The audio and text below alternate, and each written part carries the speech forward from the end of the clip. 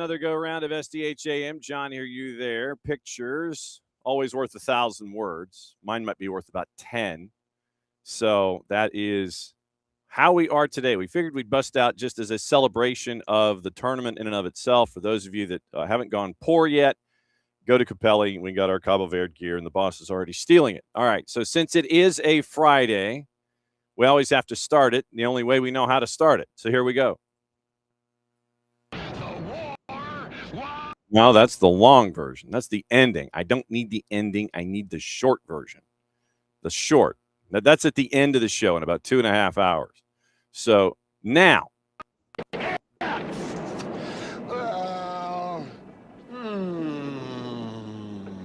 Come on, man. Go for it, dude. It's Friday. Friday.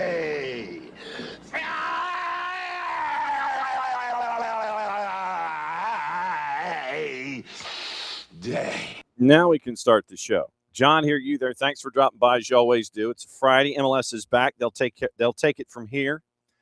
And if last night was an example, then we are in for a treat of a sprint between now and October, November. You had one game sadly pushed back until October, but obviously the health of everyone with the Canadian wildfires, you got to keep an eye on that. And it's been drifting, and I've been keeping an eye on the Big 55 this morning, where they've got live shots going on in New York City because of just how the smoke has drifted from the Canadian wildfires into the Midwest and the Northeast. So keep an eye on what's going on Sunday too.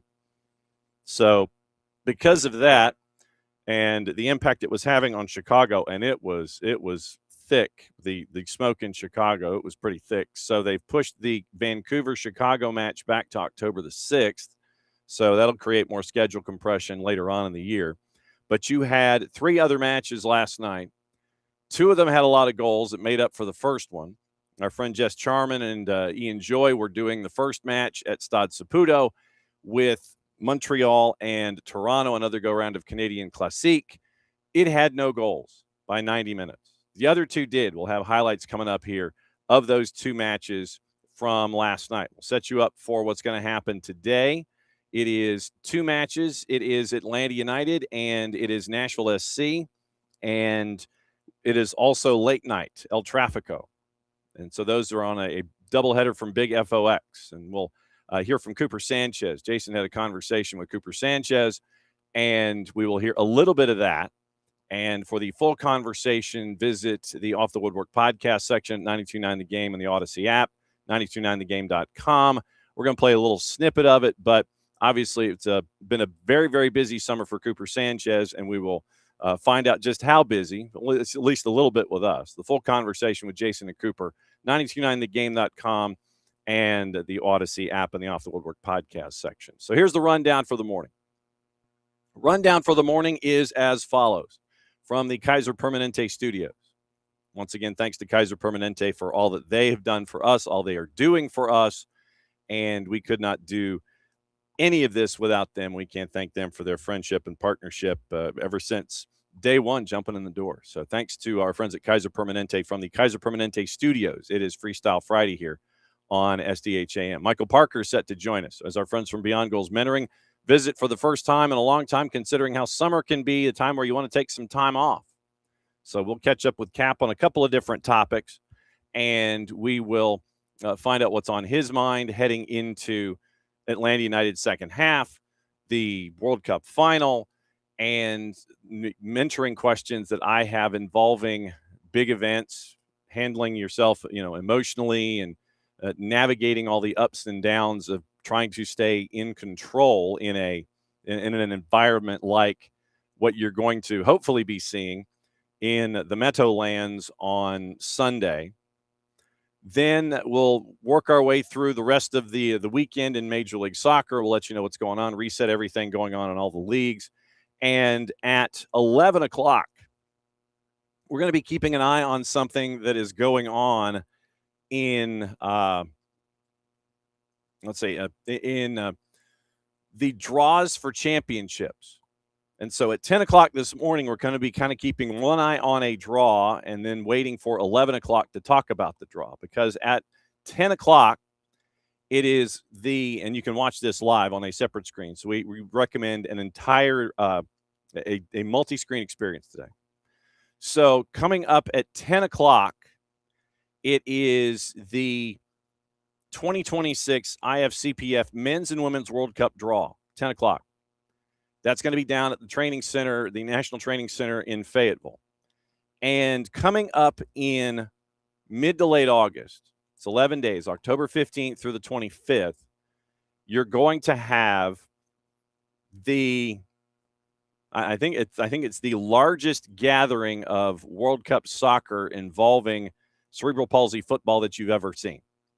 And it is the World Cup tournament is going to be at the National Training Center, the Arthur M. Blank U.S. Soccer National Training Center in Fayetteville in mid to late October. Their World Cup draw is happening at the training center in 45 minutes or so.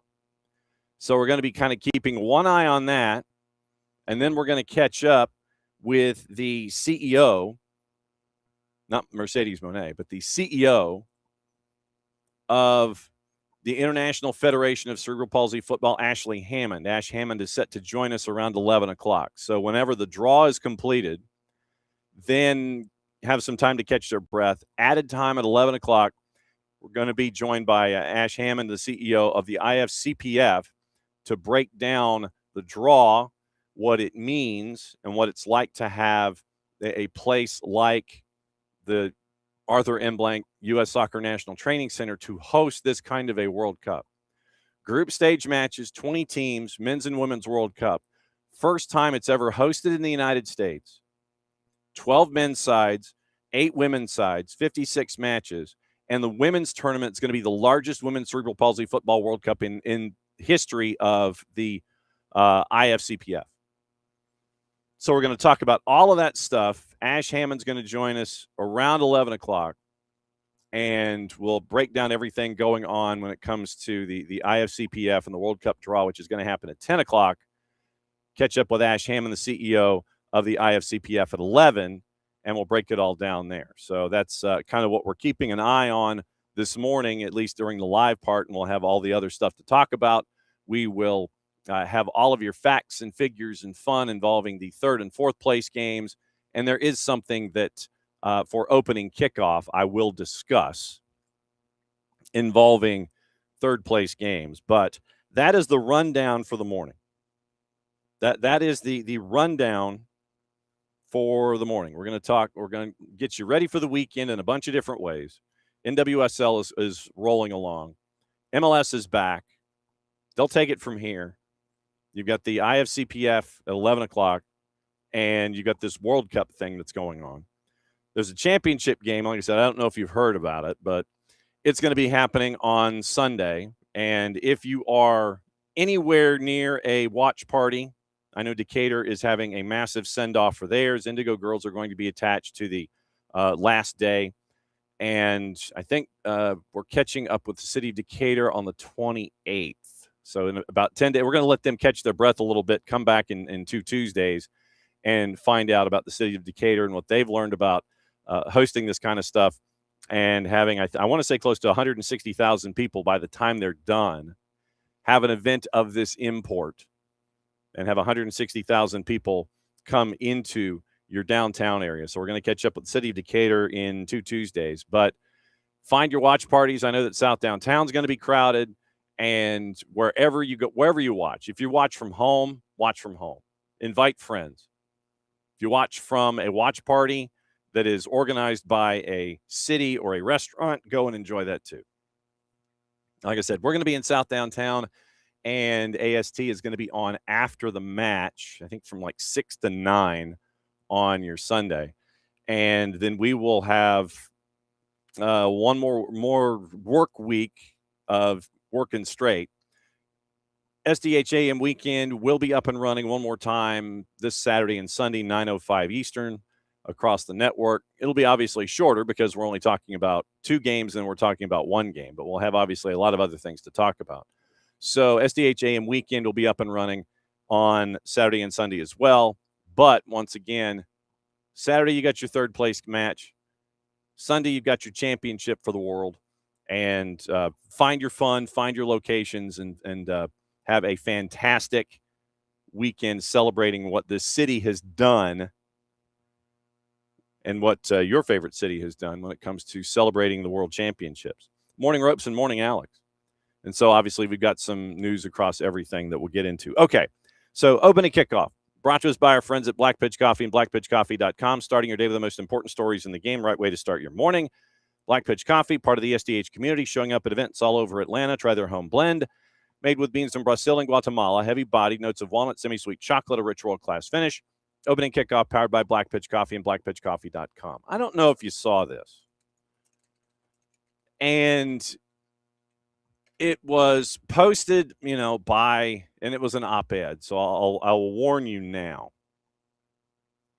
There was an op-ed posted having to do with the third place match. And it was no real surprise that someone would come up with this kind of opinion having to do with clicks and so on. So this boundless opinion. It's like, I don't know what would cause someone other than legitimately to just sit there and say, hey, read my article. It's an outlandish opinion. Go read my article. So the headline, shameless FIFA insists on pointless third place game that glorifies losing and should be removed from World Cup. That's the headline of the piece. And it's an op-ed. So like I said, this is what this individual thinks. I don't know how much backing this has. I don't know if it, is just somewhere you're just, man yells into ether. Ether does not respond, that kind of a thing. So literally you had a hue and cry from a U.S. reporter for a British entity to sit there and eliminate the third place game. They're being punished by this writer, saying they're being punished with a World Cup third place game that no one wants and has already been ridiculed on social media. Other than it being a part of the tradition of the tournament and, being somewhat selfish, you sit there and it's like, well, it's also another game that the entities that run and or pay rights fees get the opportunity to sell ads for. I mean, if you want to be the most crass about the idea, that's what it is. It's another TV program, but it's also been a part of the fabric of the tournament for as far back as I can remember. So it's not going away. And so literally this was a writer for a British network after the loss. So you can imagine the vitriol in the first place about the tournament in general. And so the idea is to go play a completely pointless third place game that no one wants and will never make up for brutally losing to Argentina in the semis. So, and then of course you go down all the cheap ideas of, tiny participation trophies, the bronze medal match. And I mean, that's what it is. You've seen it in the 5-ring circus too, where you have bronze medal matches. And it has been referred to as an absurdity. No one deserves this. No one wants to be rewarded for losing in the semis. And so this is, what you have. You have people who, for whatever reason, and like I said, the most base reason is just to basically sit there and it's like, you know what? And you also get an extra $2 million on the deal. That you get, your team gets an extra $2 million in prize money. But I mean, at the bottom line, at its most basic, you have a large entity with a writer that wants to gin up clicks, and so you sit there and it's like, well, no one wants this third place game. It's always been there, It has always been there. Opta, 3 versus 4. First time 2 teams ranked in the top 5 will face in a third place playoff match. France at number 3 and England at number 4. So the jingoistic column in this op-ed piece, put simply, America has no time to waste on third place losers. Who cares if the third place game was introduced in the 1934 World Cup? Well, I would believe that the World Cup would care, considering, like I said, it's been a part of the fabric of the event. And like I said, at its most crass, the notion is that it's another TV program that gets to have ad revenue attached from it, or pulled from it and attached to it. So literally, I saw this headline and I was like, well, okay, no shock here that you would have this kind of a thing. Morning Local, by the way. So you have all these people that want to say, and this is one of the things that I always try to warn people about. Spread your joy about the game that we talk about. I know that we do a lot, and I know that there are some times where you have a lot of folks that just want to talk negative. They want to beat the game down. Nothing is good. Harumph, harumph, harumph. An outlandish talking point here, and nothing's good. And so, Team A stinks. Team B sucks. Blah, blah, blah. What I would ask for you as we head into the final weekend of this go-round, when it comes to the game, the growth of the game, what we've seen, and I will probably wax a little further poetic about it when we get into the weekend, and maybe on Monday, as kind of like a sine die to the whole thing. But anybody wants to come and pull your sunshine away, don't let them. Silly stuff like that particular column that is pulling out column inches and creating clicks and opportunities for people to sit there and be a rage merchant, an irrational rage merchant.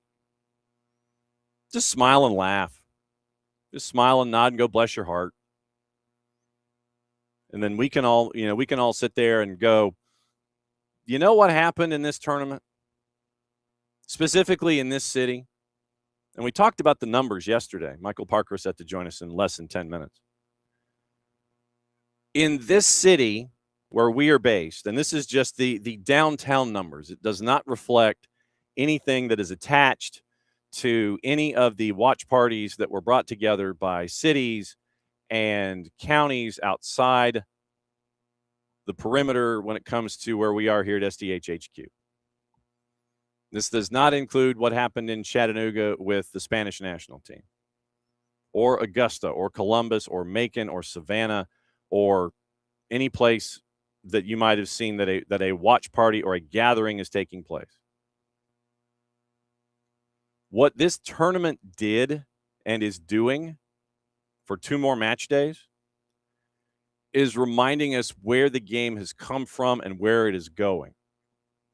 And I think the idea of us being the proper steward for it gets reinforced in moments like this. When you have more than 500,000 people wander into Centennial Olympic Park for the final Fan Fest day, and Piedmont Park is where everything is going to be Sunday, by the way.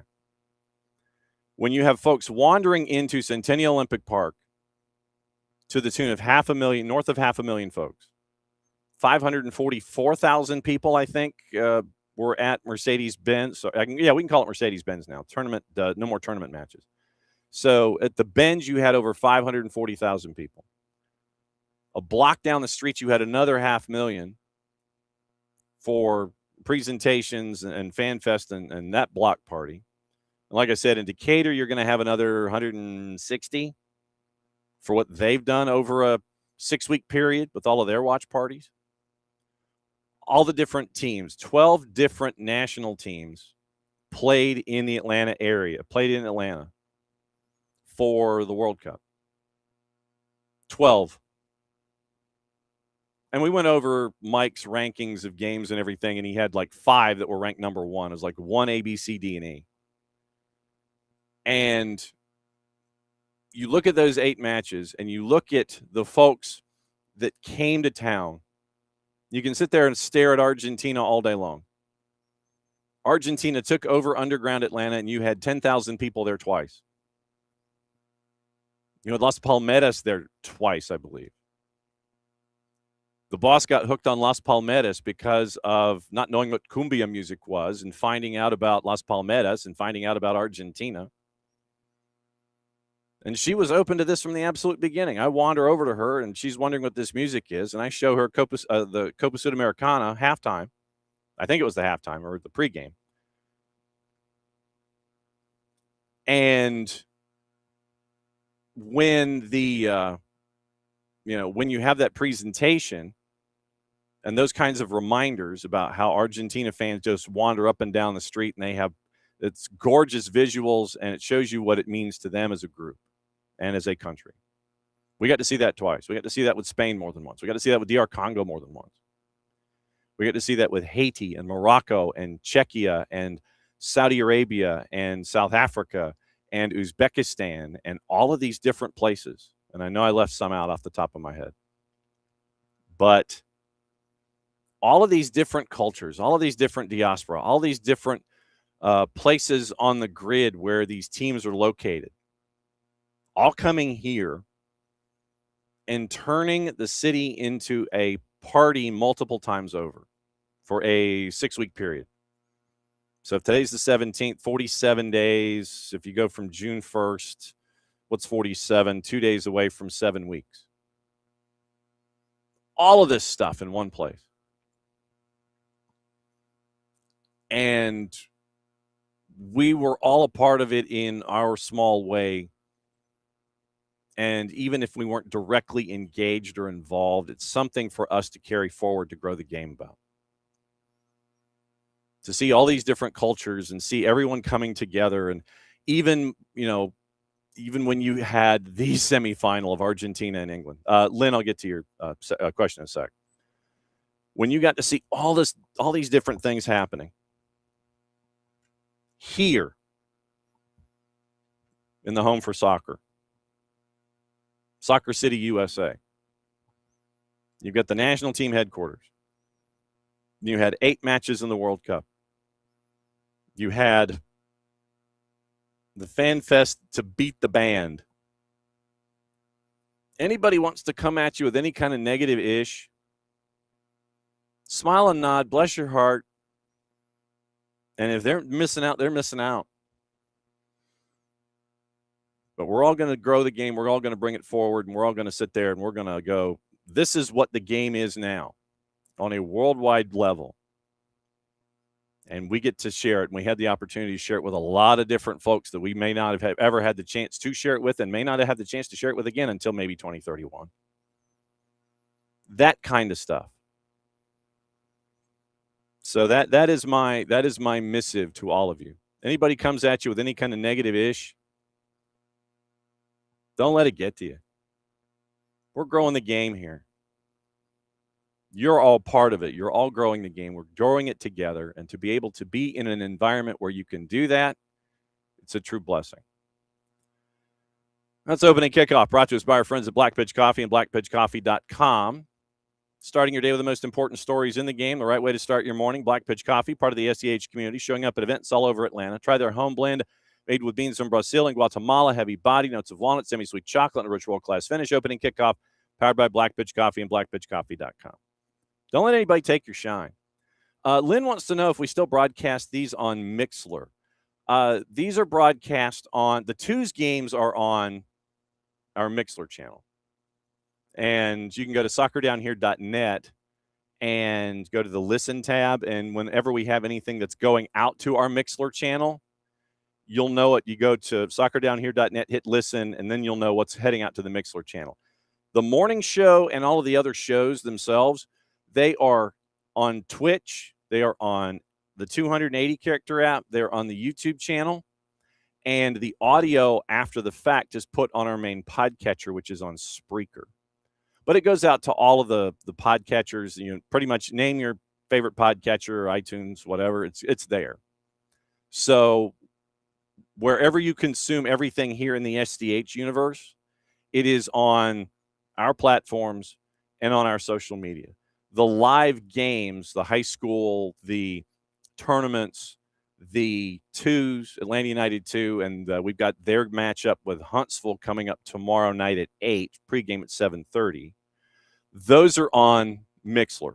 So, Lynn, live games, that's what's on Mixler. Regardless of what it is a live game. It's on our Mixler. So that is on Mixler.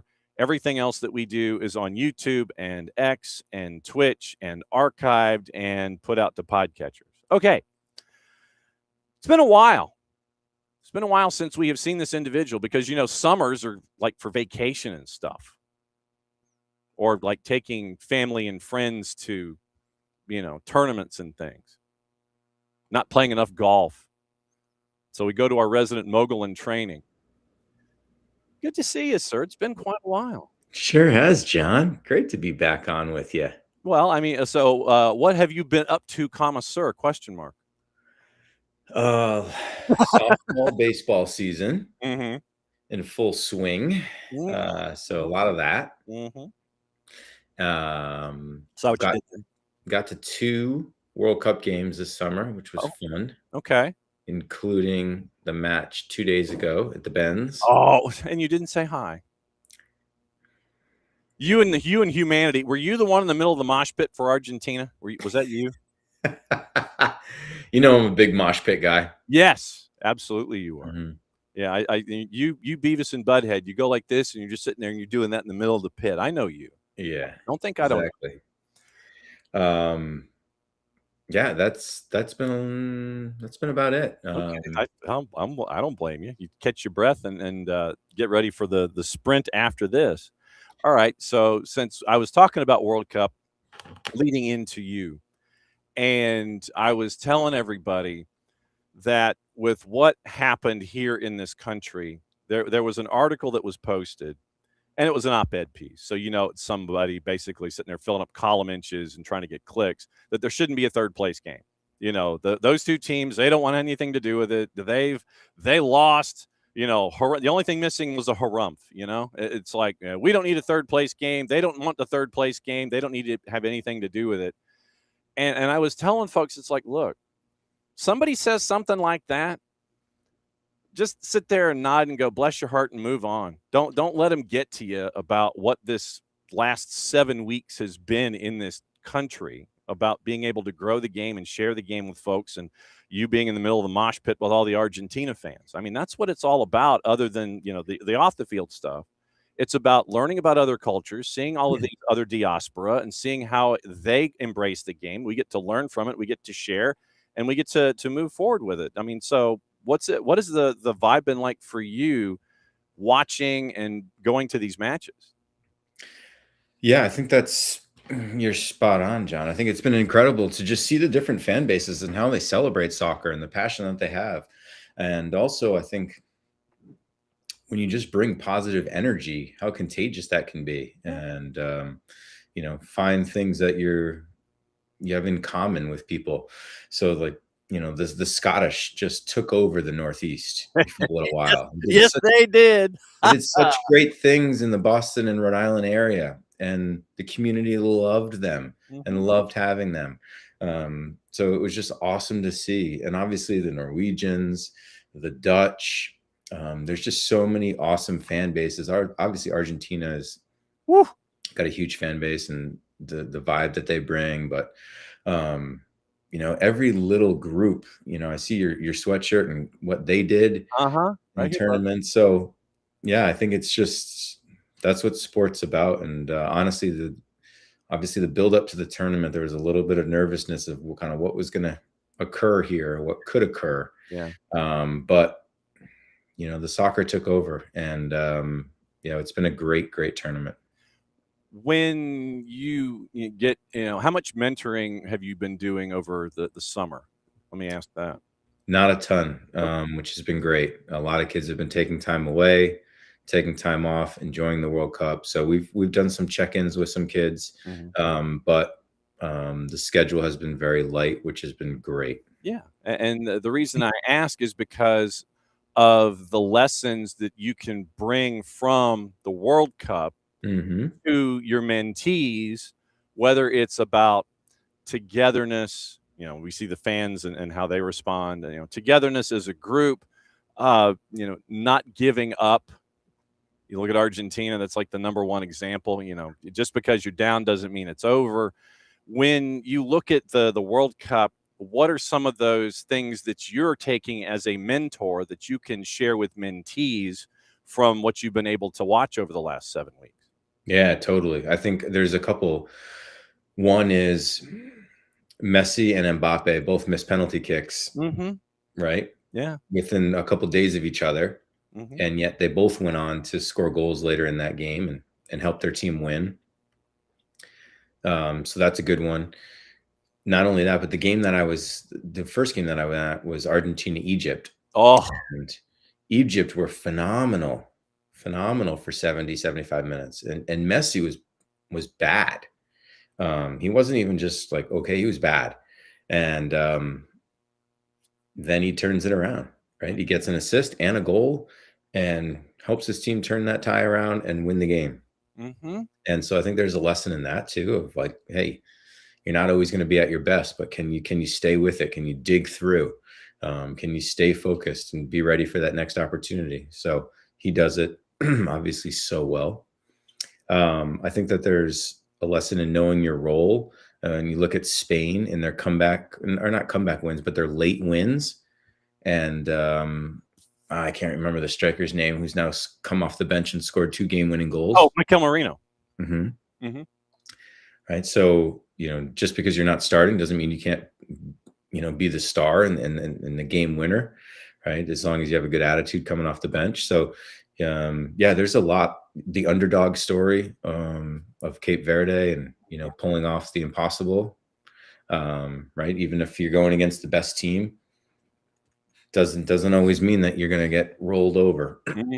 So, there's a lot of good stuff that's occurred in this World Cup, and definitely something that we're going to have to go back and make sure that we pull out all the lessons that we can find. Yeah, and I mean, it's one of those target-rich environments where you can kind of go, yes, we can learn about this, and this. Was there anything in the tournament that reinforced what you and Greg have been discussing with mentees, that, I mean, other than the obvious stuff about comebacks and, sticking to plan, things like that? Was there anything that was underrated that you guys have been talking about, sitting there going, yeah, see, we've been talking about this too? And it's not just like a big billboardy kind of a thing. It's like something that might have been a little thing that was reinforced by what you guys have been addressing when it comes to talking to your mentees, like a below the radar kind of a message, whether it's about teamwork or even if how you're operating in the day-to-day because you're in that fishbowl, anything like that might have rubbed off in any way, or it's that reinforced what you guys have been talking about? That's a really good question, John. One thing I think that is probably a little bit underrated, and obviously it's been touched on, and the topic itself has been huge as far as the Balogun red card. But I think that we talk to our players about finding motivation and finding a why, and right, can you continue to find motivation to push yourself? And I think that even you think that these athletes at the World Cup are at their peak motivation, right? How could you not be motivated to play well in the World Cup? I think there's always an opportunity to find more motivation. And I think the Balogun red card provided even more motivation for Belgium against a Belgium team that was going to be tough to beat anyways. Yeah. But I do think it brought them together even more. And so, we definitely talk a lot about finding motivation and how do you get not comfortable and push yourself. And so I think that's a lesson for sure, that reinforces kind of, hey, we can always dig deeper and find more reasons to compete and want to win. How go ahead. No, I was just thinking, I was just trying to find other storylines similar to what you were saying. Well, I mean, how difficult is it to dig deeper? Since you mentioned digging deeper, how difficult is it to find that place that you didn't know that you had until you push yourself to find it? Does that make any sense? Yeah, I think a lot of people don't know it exists, and sometimes it takes an external factor to just get you there. And once you get there, then you know, okay, it's possible. Mhm. But sometimes it's uncomfortable trying to get there, right? You think that you're giving it all and finding your top level, but even the Bellingham Messi thing, Whew. right? Did that light a fire under Messi for Oh. him to play even better, Mm, right? mm. So that's in game where it's a semifinal. Of course, Messi's motivated to play well. He wants to win the World Cup, but did it light a little bit of an extra fire underneath him to push him to his absolute max?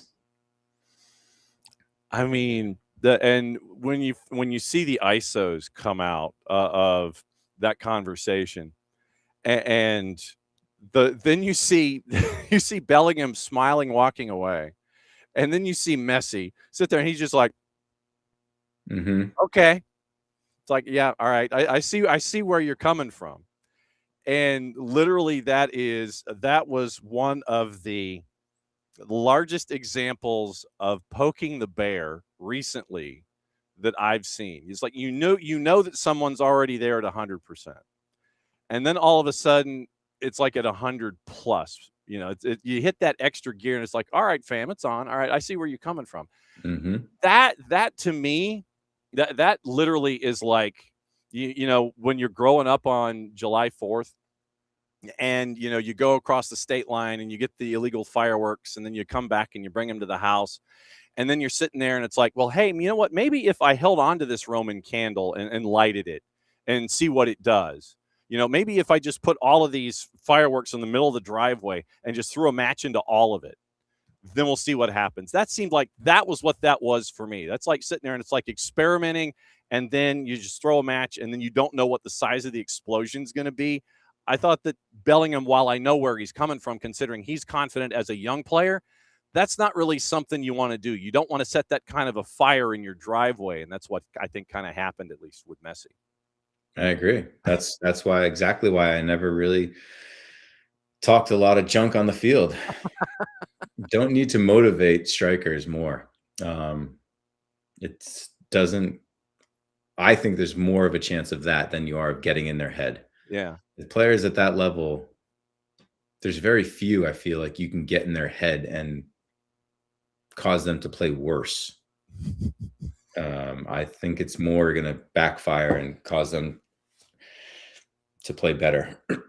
How many mentees have you come across? Have you converted from being woofers to reminding them to calm down? It's like, what you're doing that all you're doing is you're getting that other side riled up. How many folks have you had to dial back and have them understand you don't necessarily want to do that? I know there's a line, and I know that you talk about that line, I'm sure, about sitting there, Mhm. you know, being competitive in a conversation, in a match, but that line, you don't want to cross over that line to give that extra motivation. Is that something that you guys talk about a bit? I think I've only had one Yeah. who I've kind of tried to show him the other side of trash talking and like, the possible negative effects of it. But more so, I have to try and help mentees get that edge Mm. and get to that level of like even wanting to Huh. talk smack or go hard or that type of thing. Just towing that line, like you said, getting close to that line and having that alter ego out on the field. That's interesting that because you know when we were younger, I mean, you know, we had our brashness. I find it interesting that you're having to sit there and say, look, it's okay to come this direction. Don't Mhm. go too far. But I thought that they would already be there either at the line or over the line. But you're telling your mentees to come to the line. It's okay to do that. That's interesting to me. Yeah, yeah, and I don't know if it's just who we work with. Because they're all No. level-headed individuals, and they wanna be with other level-headed individuals and understand what's going on. Yeah. I guess so. But yeah, no, that's definitely what I've seen more of. Huh. Yeah. I mean, because Hmm. that's always been a part of our DNA growing up in, in high school and whatever. It's always that smack talk out of whether it's on the basketball court or whatever. But that's interesting that the groups that you're with, the level-headed young athletes, the student athletes that you guys are dealing with, they're all level-headed. You got to bring them along a little bit. Yeah. Well, Um, and I think that, there's something to coaching too nowadays where it's always like, hey, you know, pass, pass, pass, pass, pass, sportsmanship, be a good teammate. And yes, of course, we say the same things, right? But there's also a point where you can get to where you have to use your emotions. yeah. Some of the, especially South American players that I've played with, their emotional engagement was one of their strengths, right? They use that for fire and passion out on the field, most often in a good way. Yes, sometimes not so much, but I think that we can learn a little bit from that and try and bring more of that out on the field. Um, but sometimes I think that we're a little bit afraid that it's going to lead to being a bad teammate or a bad making bad decisions out on the field and bad sportsmanship. But as long as you toe the line or at least get close to the line, you're okay. Okay. Um, and that's another part of it is knowing how, knowing the emotion of your opponent, because pushing their buttons and you being in control of your situation, it's like, okay, what's going to work for me here? How can I knock them off their game? Not, send it off the rails or anything, but can I do a little shoulder bump here? Can I do this? Can I do a little, an elbow? Oops, I'm sorry, I tripped you accidentally. Those kinds of things. Getting into their head, but not going over the line. That's Yep, the other part of all of this that I was thinking about. for sure. Who, you mentioned alter egos. Did you have an alter ego? Not really. It was one thing that I definitely could have been better at. Huh. Was going out there with a little bit of an alter ego. I always thought that, and so yes, I don't preach what I practiced all the time, and I tell players, hey, you don't have to have one, but it's okay to have one. Uh-huh. Some of the best players I've played with had one, and you can be one person out on the field and be a little bit different there than you are in the locker room, and that's okay because hopefully whatever happens out on the field, it stays out on the field, and then you can go back to being who you are off the field. Who was the most surprising person that had an alter ego? Wasn't Big Red, was it? Wasn't Lorenowitz, who would, he comes in as looking like a librarian, and then all of a sudden he just, he's a sneaky, and he'll just not take any ish on the field or anything like that. Yeah, I mean, Jeff had one for sure. Yeah, no doubt. I mean, he was somebody you did not want to mess with on the field. No. Even in practice, though, he would let you know. Really? Yeah. I mean, he was never, because he was so intelligent and even emotionally intelligent, he never really, he was always aware of what he was doing. But there was a big competitor inside Big Red. I mean, I use him as an example because he was always someone that was, I'm not sure I'm good enough. I don't know if I'm going to be starting. I'm going to lose my spot. I'm going to get cut. I'm going to not be on the team. It was always, I have to prove myself. I have to prove myself. I have to do this. And it was always that for Jeff. Huh. He never settled, and he was always out there to prove, hey, I should be starting. I should be on this team. I should, be here next year, whatever it was. He was always out to prove that. And he did it year after year after year after year after year. And what a career. But he definitely had that alter ego where he went out on the field and was like, fuck, don't mess with Jeff. Welcome to Friday, everybody. Yes, my apologies. No worries. Hey, look, that gives us the E rating for the first time in a long time. It's all good. That's what Fridays are for, my friend. It's all good. But no, that word I think is definitely appropriate for Big Red. I mean, that's. But but that's another thing where you're talking about insecurity, Mhm. and it's like I don't know if I'm that good. I don't know if I don't know if I deserve my starting spot. I don't know if all of these negative thoughts. I mean, we are our own worst critics. Doesn't matter what life we got. We are all our own worst critics. I can't listen to myself on tape. I can't. I hate the sound of my voice after, show's over. I hate the sound of my own voice. I can't listen to it after it's done. I will always sit there and think about the mistakes I made in a setting as opposed to everything that might have gone well. Hey, you did a great job. I don't know about that. I flubbed this, and this. Sure. I've always, we're all our own worst critics. Yep.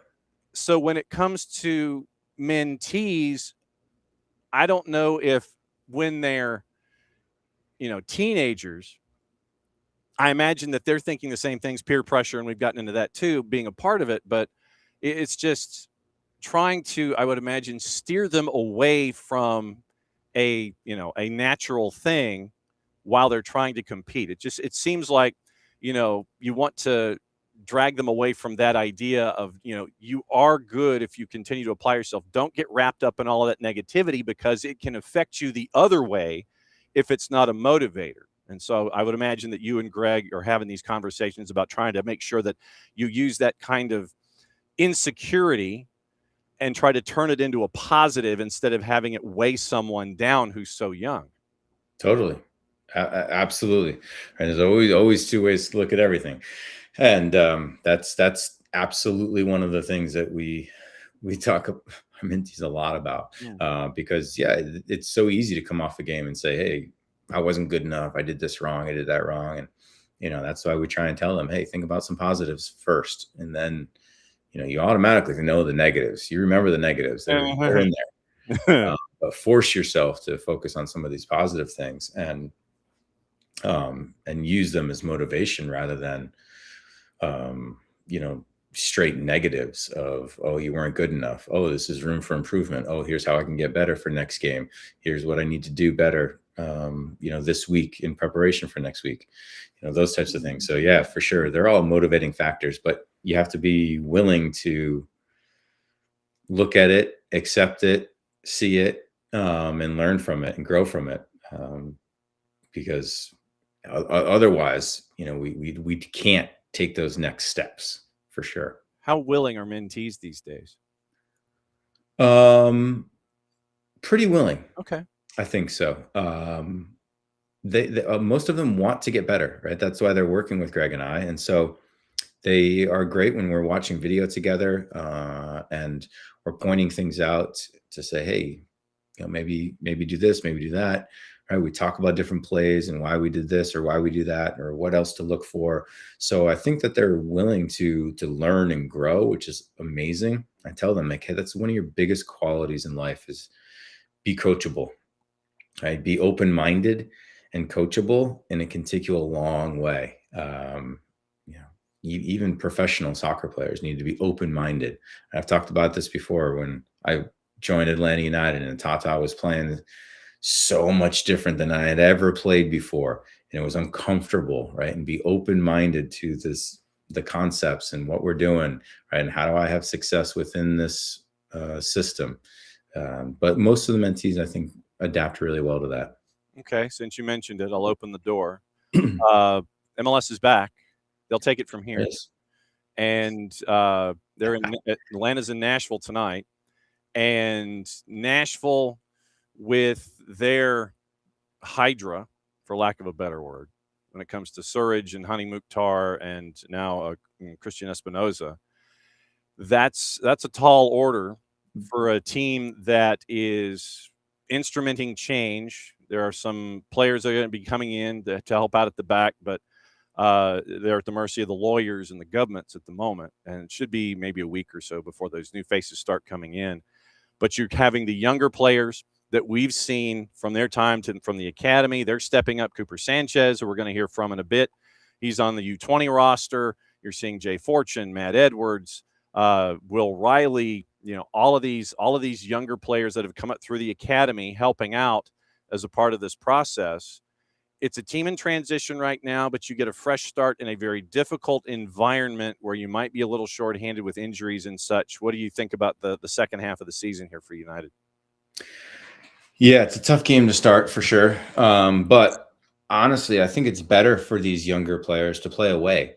When you're at home, you've got this pressure of, a big crowd, and they're expecting you to be at the front and, dominate and, create opportunities. But when you're on the road, it's okay to sit back and absorb pressure and counterattack. And, if you have 30% possession, okay, if you can still be dangerous with that 30% possession. So, I'm going to turn it and look at a positive that, hey, maybe being on the road is helpful for these players. But also I think that Nashville are going to be the favorites in this game for sure. So yeah, no question. Hey, there's nothing to lose here. You can go out and dig deep. And like we talked about, Cape Verde and Egypt against Argentina. And, there's so many countless games in the World Cup where you look at it and you're like, wow, that team almost pulled it off, or they pulled it off, or they drew, or whatever. And it's like, yeah.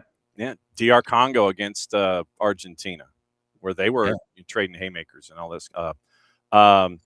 You've got so tonight, to answer your question, yes, Nashville is a prohibitive favorite, and they are at a minus 190 in the juice boxes. So that they are a prohibitive type favorites. I believe, as I sit here and scan for the games in the midweek also, because they have their preliminary juice boxes out.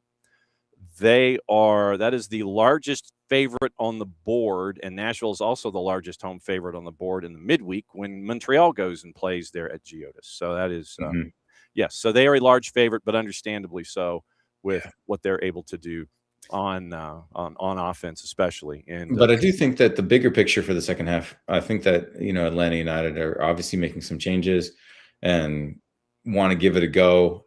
So it hasn't been good, no doubt. But this is a team that can still make the playoffs and can still get there and do something in the playoffs. I still think that there's more moves to come. Yeah, they are.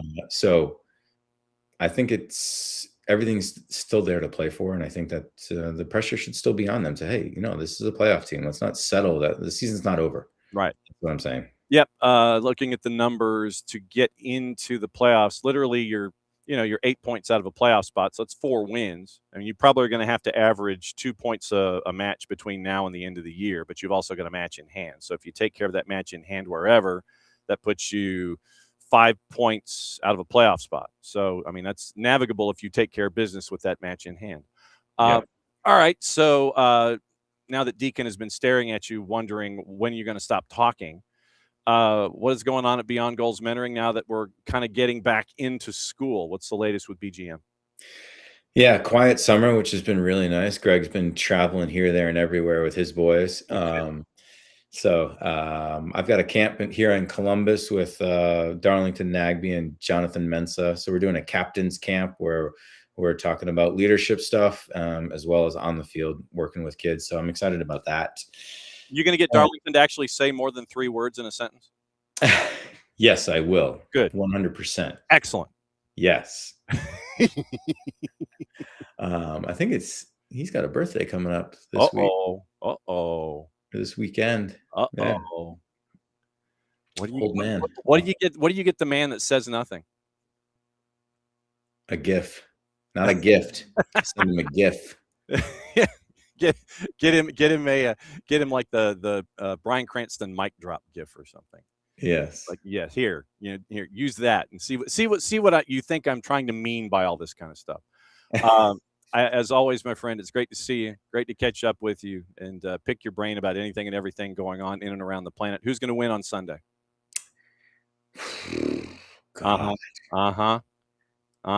I mean, Spain should win. Sure. But Should. Argentina just refused to lose. Yep. They just refused to lose. Mm-hmm. Yes. I do think that I'll be surprised if Argentina can win this game. Okay. If I had to put money on anything, I'd put it on Spain. But you want to put just somebody else? Cannot count those Argentines out. No. And I want the pictures of you in that mosh pit over here at Mercedes-Benz.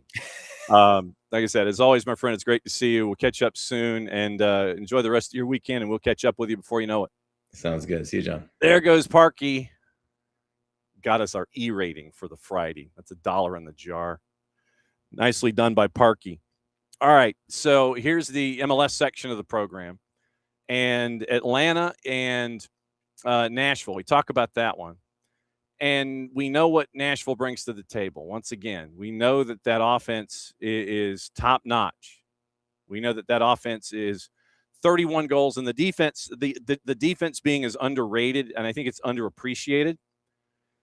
11 goals allowed for Nashville to this point of the season. 6-0-1 at Geodis, no surprise. But in 7 matches, I mean, literally in 14 matches, period, they've given up 11 goals, period. And so when you have an offense that is at 31 goals, let me check here. So they're number 3 in the East, and they are 4-5. I think they're the 5th highest. They're the 5th highest rated offense in the league at 31 goals scored. I think they're the number 5 offense in Major League Soccer at present. Obviously, Messi and friends are at number 1. Cincinnati, surprisingly, is at number 2. 36 goals scored, but they've also given up 37. So they are number 2 at 36. Vancouver and San Jose are at 34. And then that leads you to Nashville at number 5 at 31. But when it comes to their defense, this is what we don't talk about a whole lot. Defensive numbers for Nashville. 11 goals allowed this season. Obviously, that's number 1 in the East. And that is also number 1 in Major League Soccer. Vancouver, with Takaoka in net, they've given up 12. So that's how close it is to the goals allowed part of the program. Number 1 in defense when it comes to goals allowed. And so then you get into the defensive stats. We'll talk about the offensive stats in a bit, and then we'll talk about Atlanta United too. Alex, that's a good question. What's Tata's version of FEA? I know, really. I got to find my FEA t-shirt, as a matter of fact. So you look at the numbers for Nashville. Number 1 in points in the league. Number 1 in goals allowed, least in goals allowed, obviously. Goal difference, you're, I think, number 2 in goal difference. You've conceded 3 penalties so far. When it comes to fouls, you don't foul a whole lot. Literally, you are middle of the pack when it comes to fouls. So you don't foul a whole lot. 2, 4, 6, 8, 10. Of course, everything slides on me here.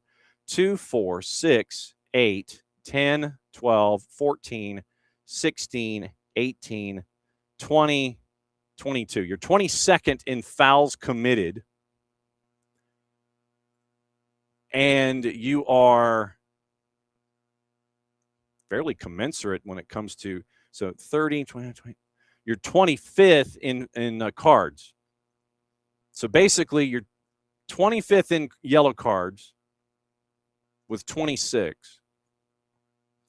And you are 22nd in fouls called on you as a defense. So then when you get into Nashville and the defensive numbers, once again, so you look at shots against.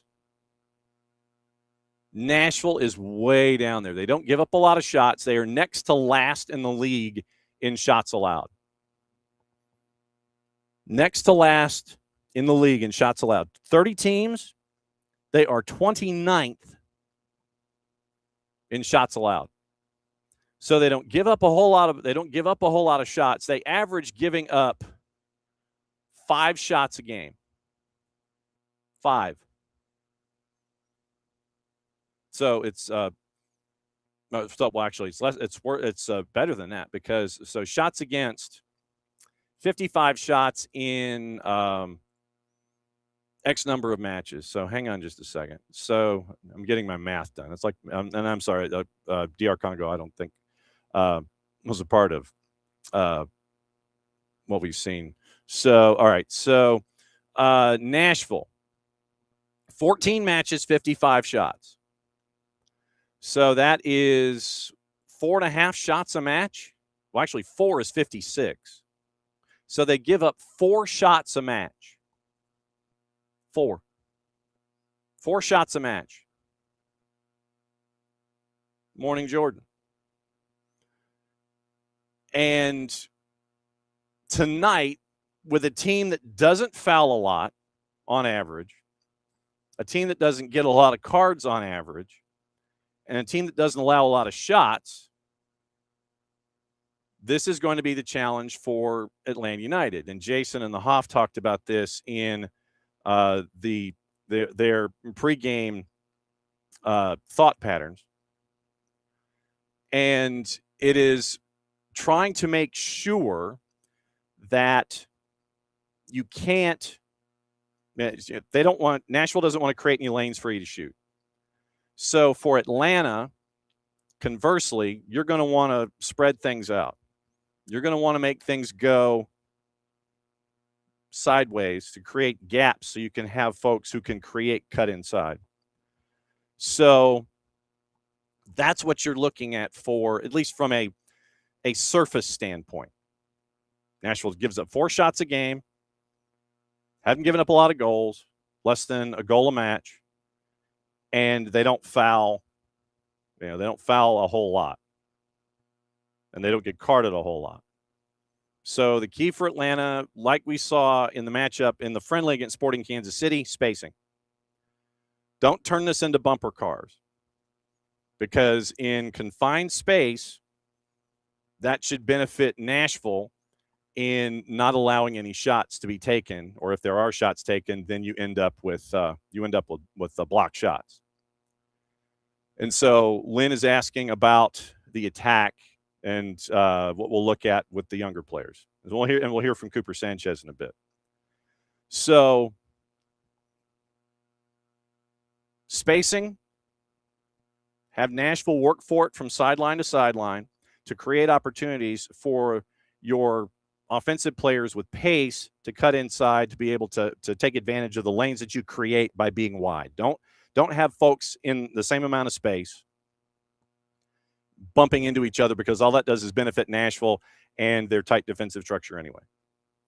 And we'll go over the last starting lineup that Nashville had, just to give you a reference point, coming up here in a bit. So you look at all of these defensive numbers from Nashville, only giving up 4 shots a match. Saves percentage,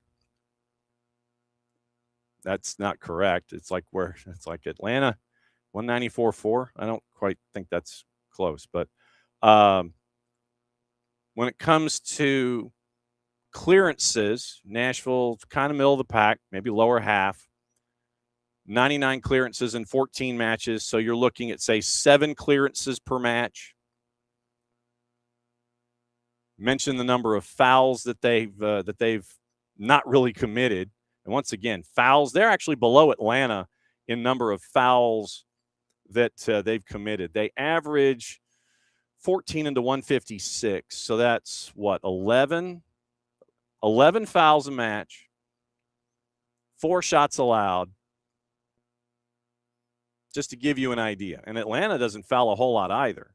So you may not see a whole lot of fouls. We'll get into the ref crewing, and we'll let you know what it looks like for calling a match like this.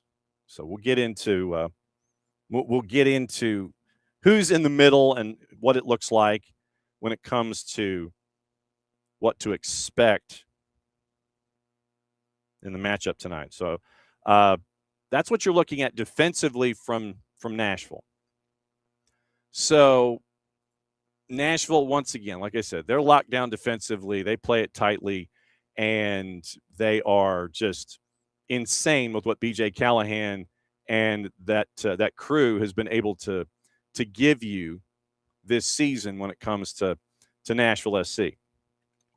Now, let's get into the lineup that they had last time. And like I said, we're also talking 54 days ago, but it gives us a way to stare at what Nashville brings to the table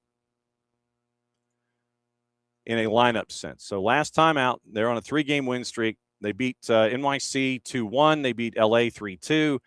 Shut out the Revs 3-0. So last time out against NYC, your lineup was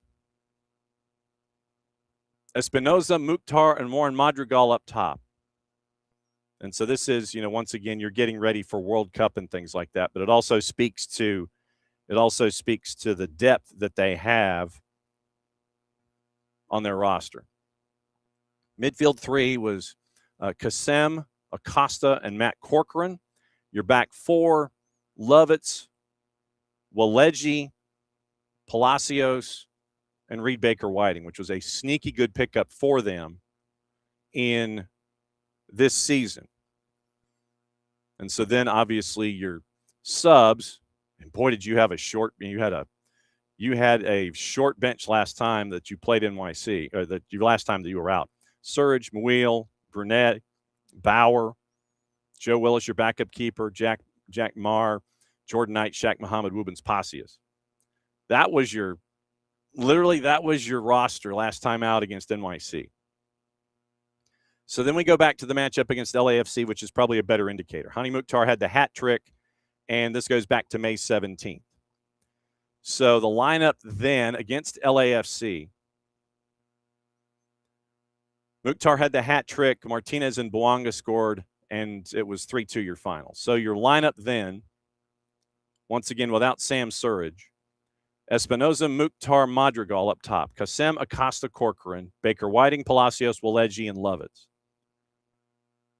Once again, coming off the bench, Muil, Passius, Bauer, Muhammad. Your bench that wasn't used, Brunette, Williams, Jordan Knight, Jack Mayer, and Joe Willis. So then we'll go back another match, and this is how they're navigating without Sam Surridge. When they shut out the Revs 3-0, this was back on May the 13th, schedule compression and all that stuff. So lineup then, you had Madrigal and Mukhtar up top. It was listed as a 4-4-2. Backline, Baker-Whiting, Waleji, Palacios, and Andy Nahart right back. CupAM, Corcoran playing more in a midfield position. Acosta, Espinosa, Corcoran, and CupAM were your 4 midfielders. Madrigal and Mukhtar up top in a 4-4-2 with Schwacke in net. So that's what you were looking at once again, as they've been navigating without Sam Surridge. Lovitz, Muil, Brunette, Bauer, Passius came in as subs. Then you had Shaq Muhammad, Jordan Knight, Jack Mayer, Joe Willis. That was your breakdown. So that's what you're looking at from Nashville for a lineup. The report for Atlanta United, the 2 players that have been brought in we're still waiting on whether or not we're waiting on the visa process. And so what that means is they were thinking that some might be ready by the end of this week, but not obviously match ready to be able to participate tonight. So looking at Atlanta coming in, Ignacio Suarez Corey has been signed to a short-term agreement to help out on the roster side. Junior Alonso and Paulo Diaz, once again, they're processing their visas. Stian Gregerson is questionable with a quad injury. Sergio Santos is out with a calf. Those are the only ones that were mentioned on the fitness report, the availability report. So then you extrapolate that, and you're looking at the back, and we talked about this yesterday. What does it look like at the back?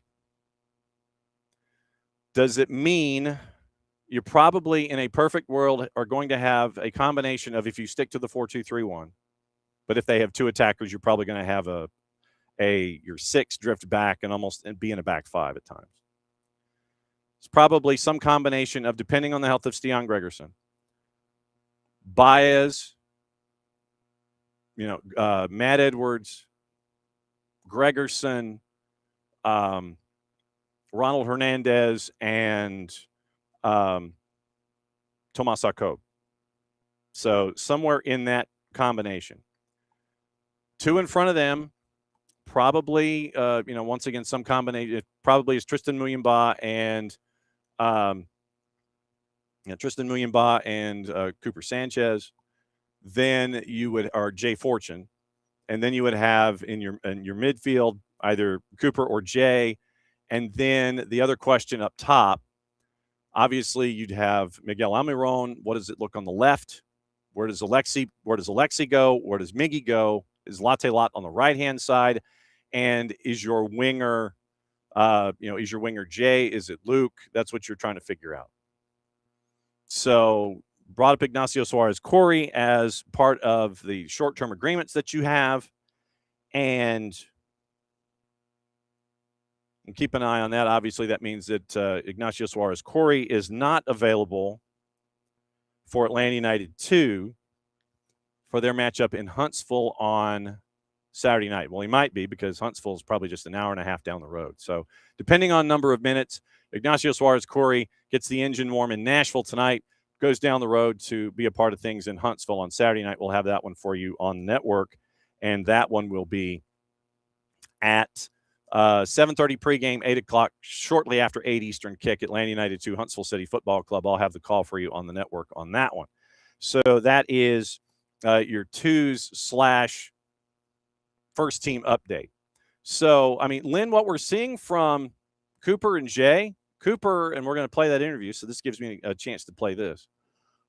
Jason caught up with Cooper Sanchez, and if you missed Atlanta Soccer Tonight last night, it was an opportunity for Jason to catch up with Cooper, because Cooper has had a very, very busy, a very, very fruitful, and a very, very busy and successful time involved with his summer of soccer, Atlanta Soccer, if I could spell soccer, Atlanta Soccer Tonight last night. So Jason caught up with Cooper Sanchez last night on Atlanta Soccer Tonight. Here's a part of that interview discussing how very, very busy Cooper's summer of soccer has been.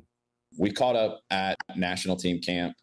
You had a very strong camp with the US U19s. What did you take away from that experience with the group?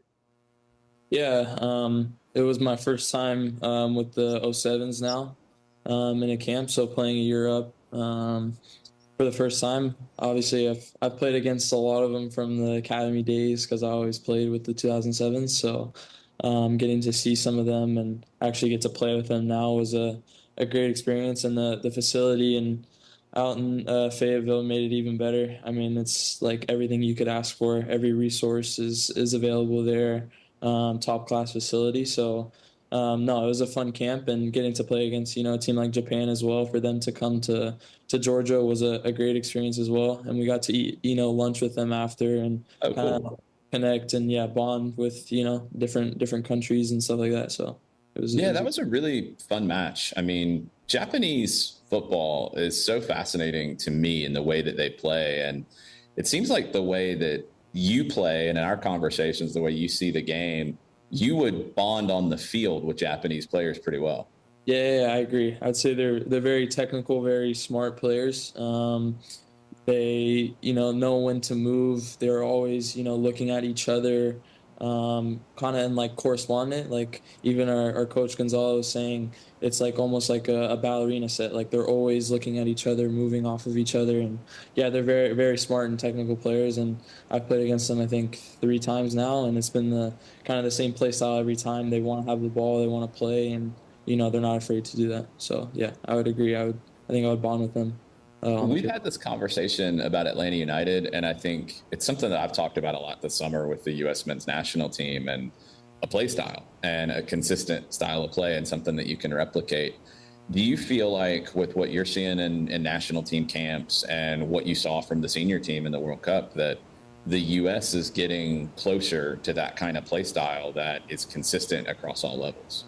Yeah, I would say definitely since Pochettino took over, there's been kind of a change in, from the men's team down to our teams, in terms of always wanting to have the ball, wanting to be on the front foot, like be the protagonist, and then without the ball, like being relentless, like always pressing, always wanting to get the ball back, things like that. And I think it's trickled down to us, and you can see it in the way we played against Japan, and as well as the men's team during the World Cup. And there you go with Cooper Sanchez. More of the interview over at 92.9 The Game and the Odyssey app. Go to 929thegame.com and you can check out the podcast section. Go to 929thegame.com, click podcast, go to Off the Woodwork, and the Atlanta Soccer Tonight episodes are all there. And so sometimes if it's a late night ending, it might take a little bit longer in the day to get the interview up and running. But nevertheless, it is there for you. Go to the Off the Woodwork podcast section, 929thegame.com, and the Odyssey app, and you get to see what's going on every single day with Jason. He's not going to be, at least I don't think, tonight. I don't think there is an Atlanta Soccer Tonight. Let me go to my morning espresso newsletter, because and if you also have not subscribed to the Morning Espresso, then please do so. You can go to soccerdownhere.net, and you drift down the page. You go to read. There'll be a box that pops up. You just enter your email address. Once again, thanks to our friends at Kaiser Permanente. They are the presenting sponsor of the Morning Espresso newsletter. And it is everything that Jason finds in his search engines. Jason actually is his own search engine, frankly. So everything that Jason finds, he will share with you every single morning. It's in your inbox, and it's your way to start the day. It's our morning newsletter. And so allegedly kicking off tonight at 8. My guess is that it's probably going to be 8:25 or something. So here's Jason's look at the match. Miguel Almiron back, obviously thin at the back. And then Miguel, when he was asked about it, after the first 14 matches, Miguel said, first thing we have to change is the attitude and the ambition. We have to want more as a group. Tata Martino says we're not just focused on facing the opponent who's up next on the schedule. We're also continuing to work on our team, facing the challenges that we're working on overcoming as a group. And then in the international break, into the World Cup break, Alexei Miranchuk's been a bit of a false nine. Latte Lat has been out wide. And so it's going to be interesting to see what happens. Remember the Ronald Hernandez banger that got the win for Atlanta United last year, looking for the same result this time around. But get this. Geodis Park has not seen a loss since that Ronald Hernandez banger last year. So that's the early part and the early info of all of this. So last night, we'll work backward. Last night in Major League Soccer, it was a long night in Seattle. We talked about it with Nico Moreno yesterday. And they were going to have issues with injuries. We'll go over the starting lineup in just a bit, but it was a long night. It was a long night for Seattle last night. I will tell you that right now. And here, so to prove it to you, here are your highlights from last night, and it's all very one-sided. It is all very one-sided, considering what went down last night in Seattle. We can call it Lumen now.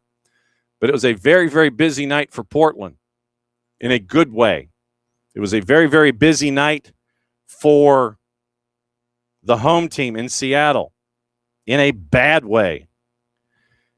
Callum and Kalen on the call, courtesy of our friends at Apple TV. And yes, the highlights are just as one-sided. You need characters like that on nights like tonight where we'll have the manager. Responsibility needs to come from within the team, and Shara has the experience. Flurry of Timbers manoeuvring forward, and Kelsey has scored. Well, Jack Cassidy said he wouldn't expect today to be perfect, but that's a pretty perfect opening 18 minutes for Portland Timbers. And first blood is Rose City Reds.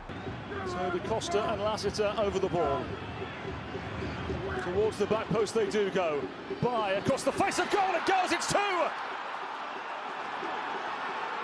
Kamal Miller with the goal. Shara into Bassett. Kelsey and the Timbers in full flow. DaCosta looking to make it 3. It's David DaCosta. And towards goal it goes, it is 3! Here's DaCosta.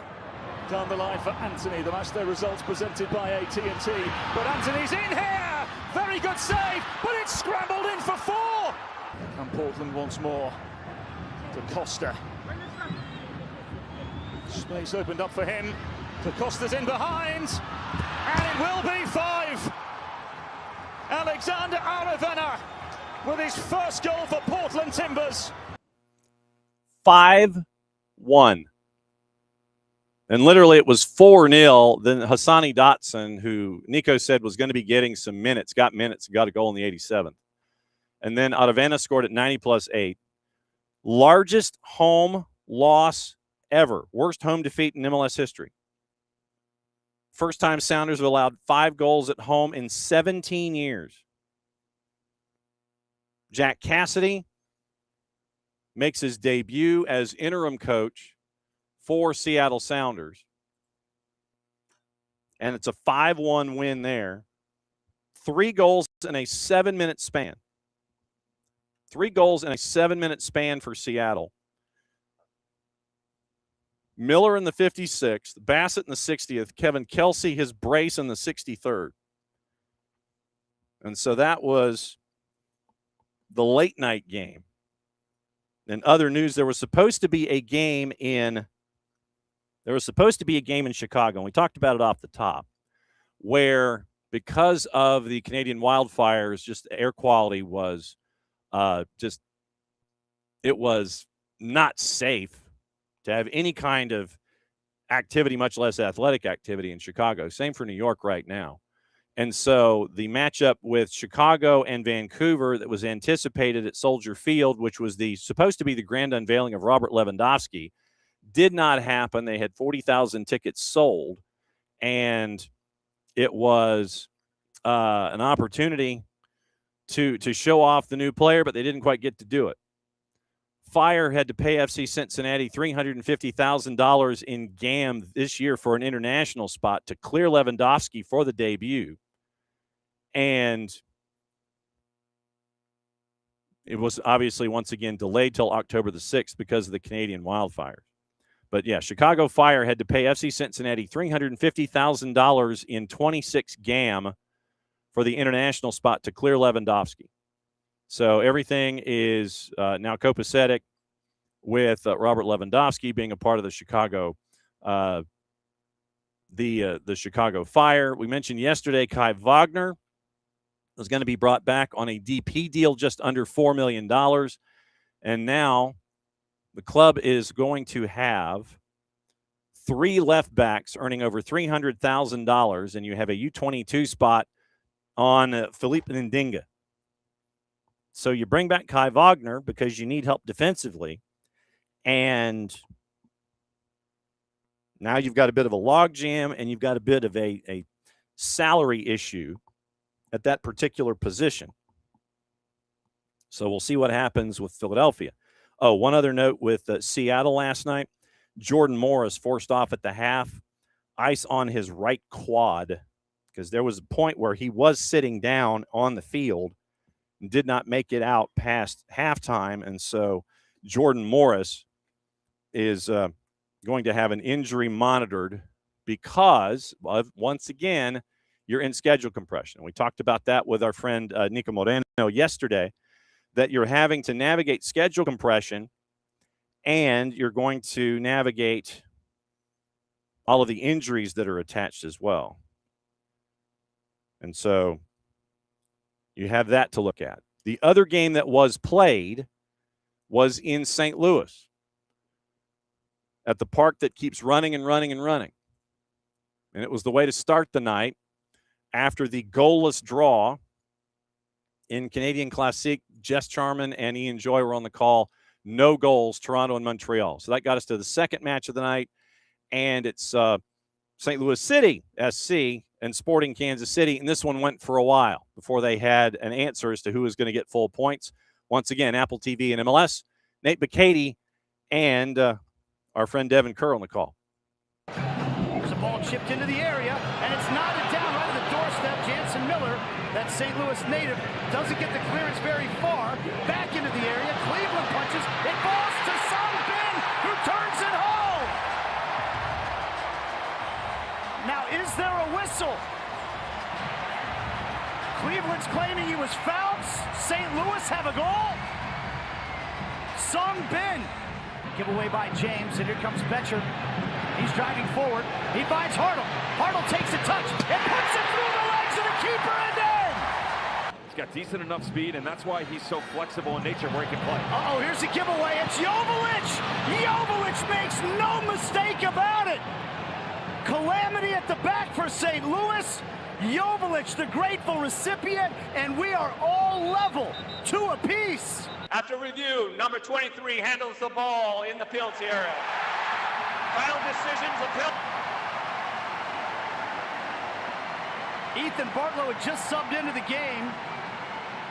Leuven versus Cleveland in a rivalry match to try to put St. Louis back in front. Leuven, bottom corner, 3-2 St. Louis.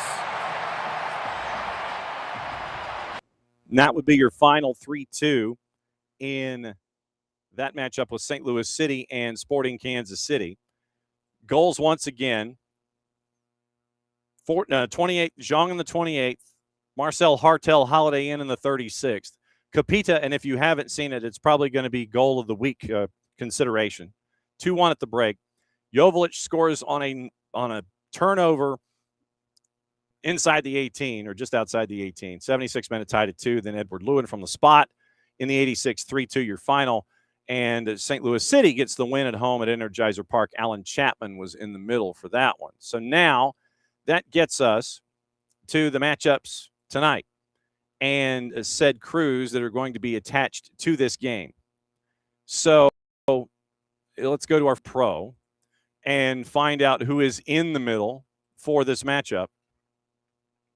And let's see, pro referees. So let's see if we have, if we could spell pro referees, I think we'd be doing all right. So pro referees in this matchup. So let's see if we have everyone who is lined up and ready to go. They only posted the matchups from yesterday. So here's what we're going to do. When we don't have them there,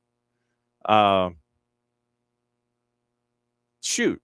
All right, so I'm trying to remember what, oh, yeah, the website. Hello, John. Website. That's where we go. ProReferees.com. And you get the layout of, let's see, so. All right, so now we have the 3 groups for the Men's World Cup in the IFCFP. And so we will we'll have that discussion coming up here at the top of the hour. All right, so MLS assignments, match day 16. Okay, so the 2 matchups tonight, Philip Dujic is in the middle. However, Philip Dujic in the middle, Cameron Blanchard, Jeff Schwartzel are your ARs. Lorenzo Hernandez is your 4th. Eunice Maracci and Tom Supple are upstairs. We'll look at Philip Dujic's numbers in a bit. LAG and LAFC listed at 10:25 Eastern. Rubio Vasquez is in the middle. Jeremy Hansen, Jose da Silva are your ARs. Elihio Adegin is your fourth. Edvin Jurasevich and Jonathan Johnson are upstairs. So, okay, let's look at Filip Dujic's numbers here in 2026. So we go to our friends at Who Scored, and after they dance us around a little bit, we need referee statistics. It's like literally you get the ref stats, but then they give you 2023 as your default year, and that's not what you're looking for. So you are looking at Filip Dujic, who has called 9 matches this season, and he is 8th in fouls called at 27 of individuals who have more than 3 matches called this season, because you have Brandon Stevens, who's called 2, Joshua Encarnacion, who has called 2, Remy Touchon, who has called 3, and Rodrigo Albuquerque, who has only called 1 match. If you take those out of the equation, then Filip Dujic is 4th in Major League Soccer in fouls called per match at 27. Fouls per tackle at .87 puts him tied for 10th. Penalties, he has called a few. He's called 2 penalties. Well, he's called .44. So he's called 4 penalties in 9 matches. So keep an eye out on that. Then yellows per match, he is 12th, so upper third at 4 1/3. So 39 yellows in 9 matches. And he is 4th in fouls called. So you have a team in Nashville that doesn't foul a whole lot, doesn't get a whole lot of yellows, with an official who is 4th in the league in fouls called per match and isn't afraid to give cards. Upper third at 4.33. And literally it's just like, one way or the other. Dujic is 8th in the number of yellows administered. Drew Fisher, because of the match that he had last night, Rubiel Vasquez with the matchup that he has coming up tonight, and Victor Rivas, they've all been double digits, as has Ismail Elfath. So Filip Dujic, 8th out of 32. So upper quarter in yellows per match. And he has given 2 reds so far this season. So 4 penalties, 2 reds, 8th in yellow cards, and 4th in standard MLS officials who have reffed more than 3 matches this year. If you really wanted to get into like regular time when it comes to fouls per match, literally you could go as high as 3. Ricardo Fierro's had 4 in the middle at 33 1/4. Elihio Adegin, 5 in the middle for 29. Alexis De Silva, 9 matches in 28. Filip Dujic, 9 matches in 27. So 4th, 3rd in that zone someplace. But Ricardo Fierro's kind of like the left-hand side of the bell curve. He's got 33 1/4 fouls called per match, but then it doesn't even back out until 29. Adegin at 29, Alexis De Silva at 28, Filip Dujic at 27. So in league, he's called a lot of fouls so far this season. Called a lot of matches, a lot of fouls by comparison. Not afraid to show yellows. 4 penalties also issued in 9 matches. So that's the stuff to keep an eye on with Filip Dujic, with him as the man in the middle so far this season. So that's the rundown there. So keep an eye out for what to anticipate tonight for those of you that might be watching, might be heading north, all of those things to kind of keep an eye out for what you're staring at when it comes to Major League Soccer tonight. Once again, these 2 matchups clear the way for everything that's going on in the 3rd place match and in the championship match this weekend. So once again, quickly, just so you've got your juice boxes for the weekend, France favored -110 tomorrow in Miami, 5 o'clock Eastern kick. Draws a +285, and England is a +280. So England is a decided underdog in this matchup at a +280. So you've got that to keep an eye on. The opening date of Dylan Butler Estates and Etihad Park is now official. July 17, 2027. 7/17/27. Brad Sims said it's 12 to 13 years in the making. 25,000 seats next to Citi Field. It's going to host matches in the Olympics. Gotham's moving there in 28. Remember, they had the sellout next door in Citi Field. And so keep an eye out for all of that. We now have a start date for Dylan Butler Estates. And so you're looking at that as the rest of your news out of Major League Soccer. Lindsay Heaps is going to be getting her first start for Denver this weekend in the NWSL. So if you want to watch the Denver Summit, please do. Most watched World Cup in the history of English language broadcasting. Argentina's win over England, over 15 million viewers on Big FOX, peaking at just over 22 million. Beat a record set one day earlier when Spain's win over France had almost 11.5 million. Semifinal average in 2022 for Big FOX, 6.5. UK, the match peaked at 24 million, 85% share. Averaged 22 million across BBC One and iPlayer. Spanish language side, averaging 5.9 million viewers through the quarters, up 150%. Digital viewership up 309%. FIFA selected Slovenian referee Slavko Vincic to officiate the final after working Brazil, Morocco, Algeria, Jordan, and Mexico and Ecuador in the round of 32. Bastian Dankert is going to serve as VAR.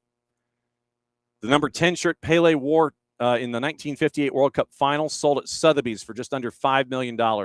Most ever paid for a piece of Pele memorabilia. Second most expensive match-worn shirt ever. $9.3 million for the Hand of God shirt with Maradona back in 22. Brad Sims also said yesterday when he was announcing the beginning of Dylan Butler Estates, they're not chasing Pulisic. They're interested. AC Milan has given no indication they'll sell. Pulisic is under contract through June of 27. Like I said, we had mentioned the Cody Baker transfer to New England yesterday. You can go back and listen to that conversation with our friend Nico Moreno from Pulso Sports. Detroit City, Ronan Capital Partners founder Jay Farner is investing the most so far in the $150 million, 15,000-seater that is going to be their new place of stadium. The $200 million mixed-use development center opening ahead of the 28 USL Championship season. Remember, that is on the grounds of a long-since abandoned hospital complex right off the interstate. So here's the rundown of what to pay attention to. Once again tonight, 7 o'clock, Abe and Maddie, 92.9 The Game in the Odyssey app, setting the table, 8:25 kick for Atlanta United and Nashville SC with Mike and Jason. Abe and Maddie after for the full-time report. Sunday at 6, Atlanta Soccer Tonight from the Brew House in Soto. Match playing across Soto's venues and out in the park at Founders Green. And if you missed it, Jason caught up with Tom Hindle from Goal to talk about the last 60 years. It's been very, very cool. So if you have a couple of minutes, then I would suggest going and reading that Goal piece, goal.com, and you can catch up with Jason being interviewed by Tom Hindle. Now, other news, notes, gossip, innuendo, what to watch, where to watch it, how to watch it, as always brought to us by our friends at Fanatis, fntz.co/soccer down here. That link is important. Helps us out, helps them out, helps you out. Getting you places that you might not have had access before when it comes to streaming everything in and around this here planet of ours. When you get into Fanatis, you get Teisei and their coverage out of Argentina. Liga 1 Max Pro out of Peru. You get Teisei's coverage of the Copa Argentina. You also get their coverage of TVV out of Venezuela as an add-on. But if you have the Spanish-speaking package on a certain cable system, it's already there. CDO Plus out of Chile, and all the BNs. And I mean all the BNs. Ties to Tigo Sports and CATV. A lot of the A and B divisions that you might not necessarily have had access to in the past. Last night was also the beginning of the Clausura. for Liga MX. If you missed John Arnold's preview of that, go and follow and like and become a part of his Get CONCACAF family. Had a big rundown on social media about what you might be missing this weekend. So all of those things with the BNs, you get Middle East, you get North Africa, you get their European coverage with what is going on in France, in Poland, and in Turkey. I always forget a third one. I can always remember two of the three, but I can't remember the three. So you get those leagues, you get all the things, and you get to find out what's going on in North Africa. WAFCON coming up, I think, in about a week. And Temo Shawinga, it was announced she is going home to represent her home country in WAFCON. So she'll be away from Kansas City Current during the WAFCON tourney.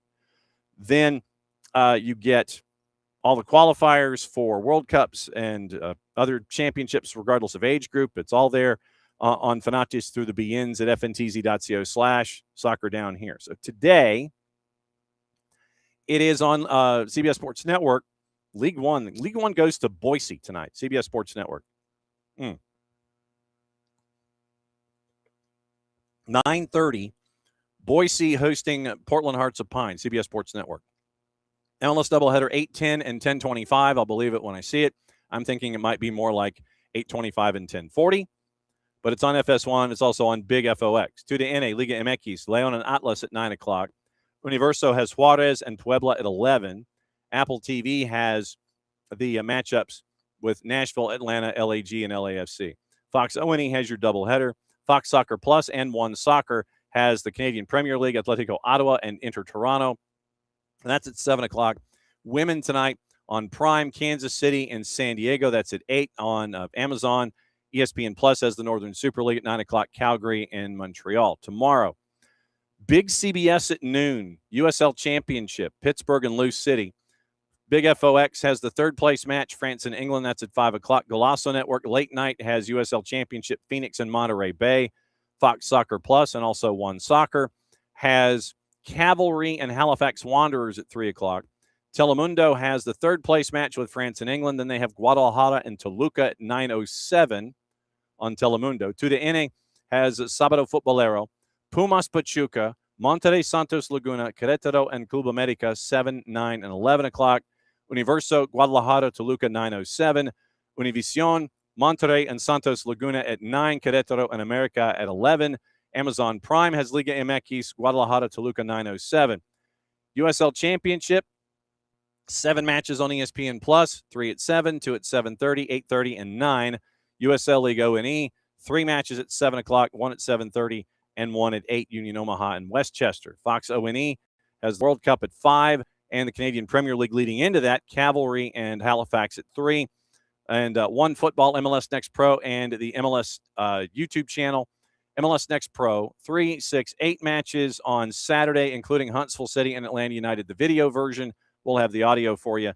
Paramount Plus, Scottish League Cup, Aberdeen and Queen's Park at noon. Dundee United and Arbroath at 2.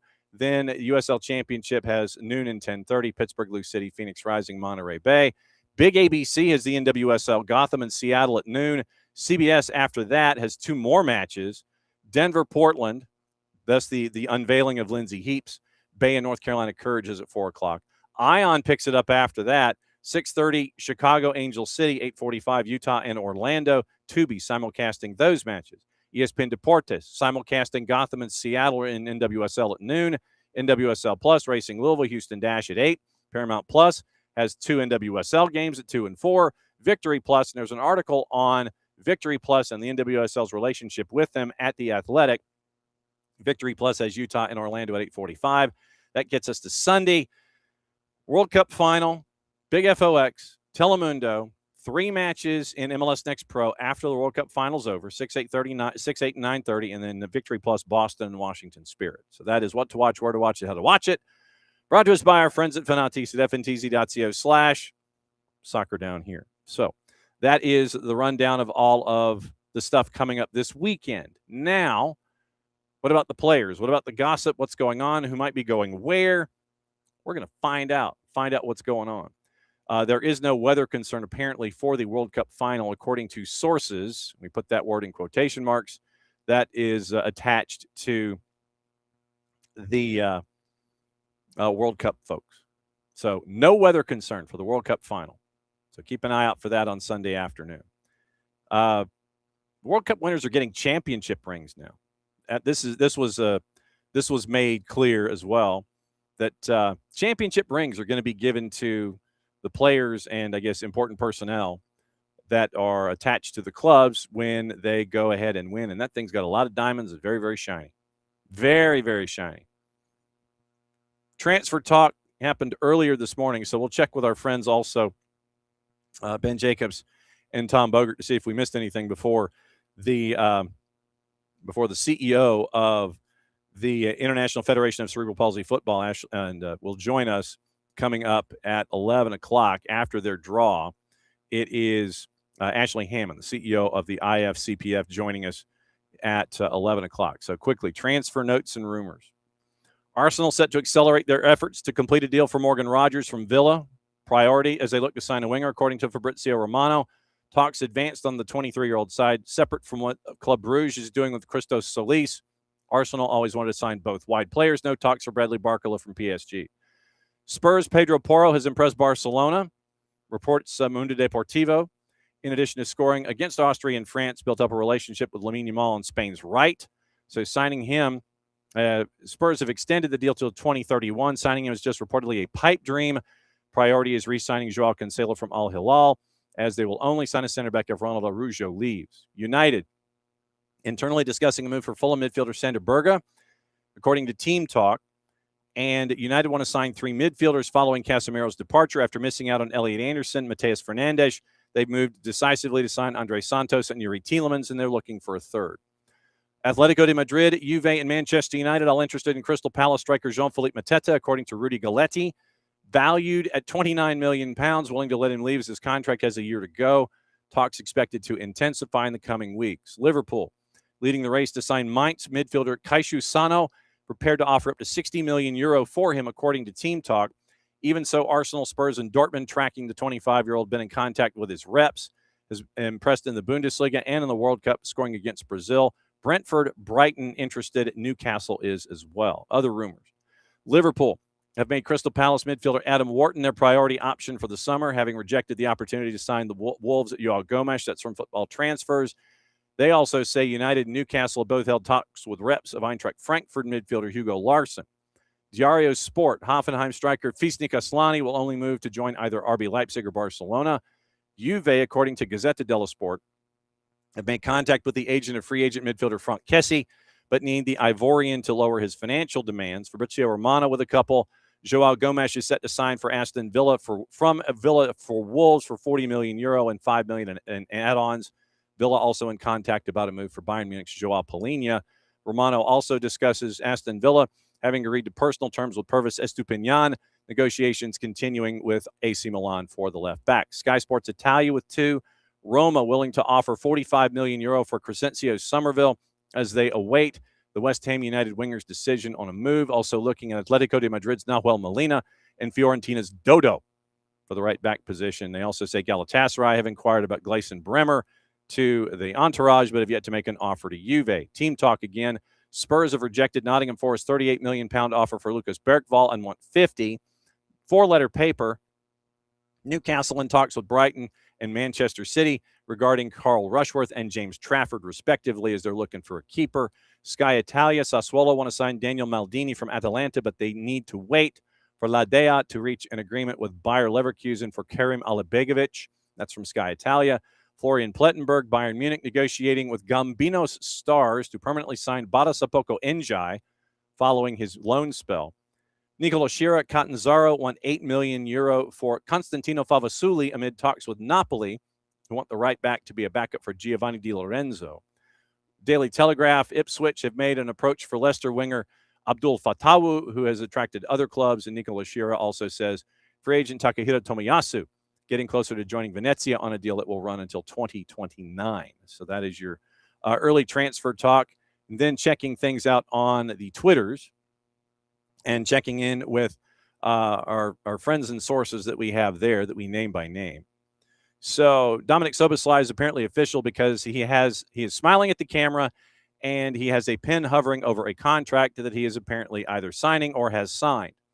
New contract in place within the hour, keeping him there until 2031. As with Ryan Gravenberch, Liverpool feels Szoboszlai's best years are ahead of him, proving he's been an important player since joining back in 23. Extension talks accelerated in the last 2 weeks with Richard Hughes leading negotiations. Szoboszlai's commitment to Liverpool apparent throughout discussions. Caden Wilson has joined Rochdale on a season-long loan from Chelsea. Atletico de Madrid CEO Miguel Angel Gil says Julian Alvarez is not for sale. My opinion is clear. Quote, the club's will is clear. We've made this clear to the player and his agent and to the president of Barcelona. I have no doubt that Atletico is the right place in the world for Julian, and Julian is the perfect striker for Atletico de Madrid. We want to keep him. I heard some statements from Barcelona president saying his offer wasn't open-ended. Our response is indeed open-ended. We don't want to transfer him. We didn't accept the €100 million offer, nor will we accept one of 150 or 200 million euro. Jared Bowen confirms he's staying at West Ham following a meeting with Daniel Kretinsky in Prague. TalkSport reported that Bowen took time after relegation to consider his future, prioritizing talks with West Ham to understand their vision.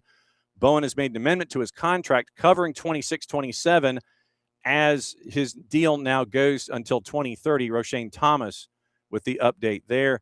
Jared Bowen says main motivation for staying and bringing the club back into the Premier League where we belong. Manchester City once again making progress on Lille's Ayoub Bouadi. Lille won €100 million for an immediate transfer. Talks have been ongoing since last month. Package would drop if suitors agree to a loan back or a pre-agreement for another year. Benfica have held positive talks with Jean Duran over a potential move. Al Nassr prepared to sanction an exit. Duran has made it clear he wants to leave. Follows loans to Fenerbahce and Zenit since his move to Al Nassr from Aston Villa. Let's see if we missed anything. Arsenal set to bid on Morgan Rogers after holding talks with both player and club. Arsenal also keeping an eye on Julian Alvarez. Players made no secret of his desire to join Barcelona. And we mentioned Szoboszlai with the 5-year deal. Rami Abbas on Mo Salah's next move. We still do not know where Mohamed will play next season, but we may know very soon. It is not our style to have discussions with clubs that Mohamed wouldn't want to play for, just for the sake of noise. Chris Wilder signed a new deal with Sheffield United, signing a contract extension until summer of 28. And we mentioned Ipswich chasing after Leicester winger Abdul Fatawu. In Major League Soccer, let's see if there's anything involved with Tom Bogert and our friends at GMS. Hydration break. Brought to us by our friends at local Vine Beer, Wine, and Liquor Stores. 2 locations in the Atlanta area, Johns Creek and Cumberland. Once again, with the 2 of them, it is very, very cool that they are a part of our family, and you can go, and their buildings are stacked. They are stacked. Cumberland and Cobb Parkway for one, Johns Creek for the other. Local Vine Beer, Wine, and Liquor Stores. Thanks for being great partners with us here at SDH in the Kaiser Permanente studios. Hydrate. So there you go. All right, so nothing in the Major League Soccer point of locations. So, morning, Abby. Thoughts on Pochettino, keeping an open mind. I think if you want to sign him if he'll stay for the entire run, you sign him. I think that with what you were able to accomplish, then you re-up him.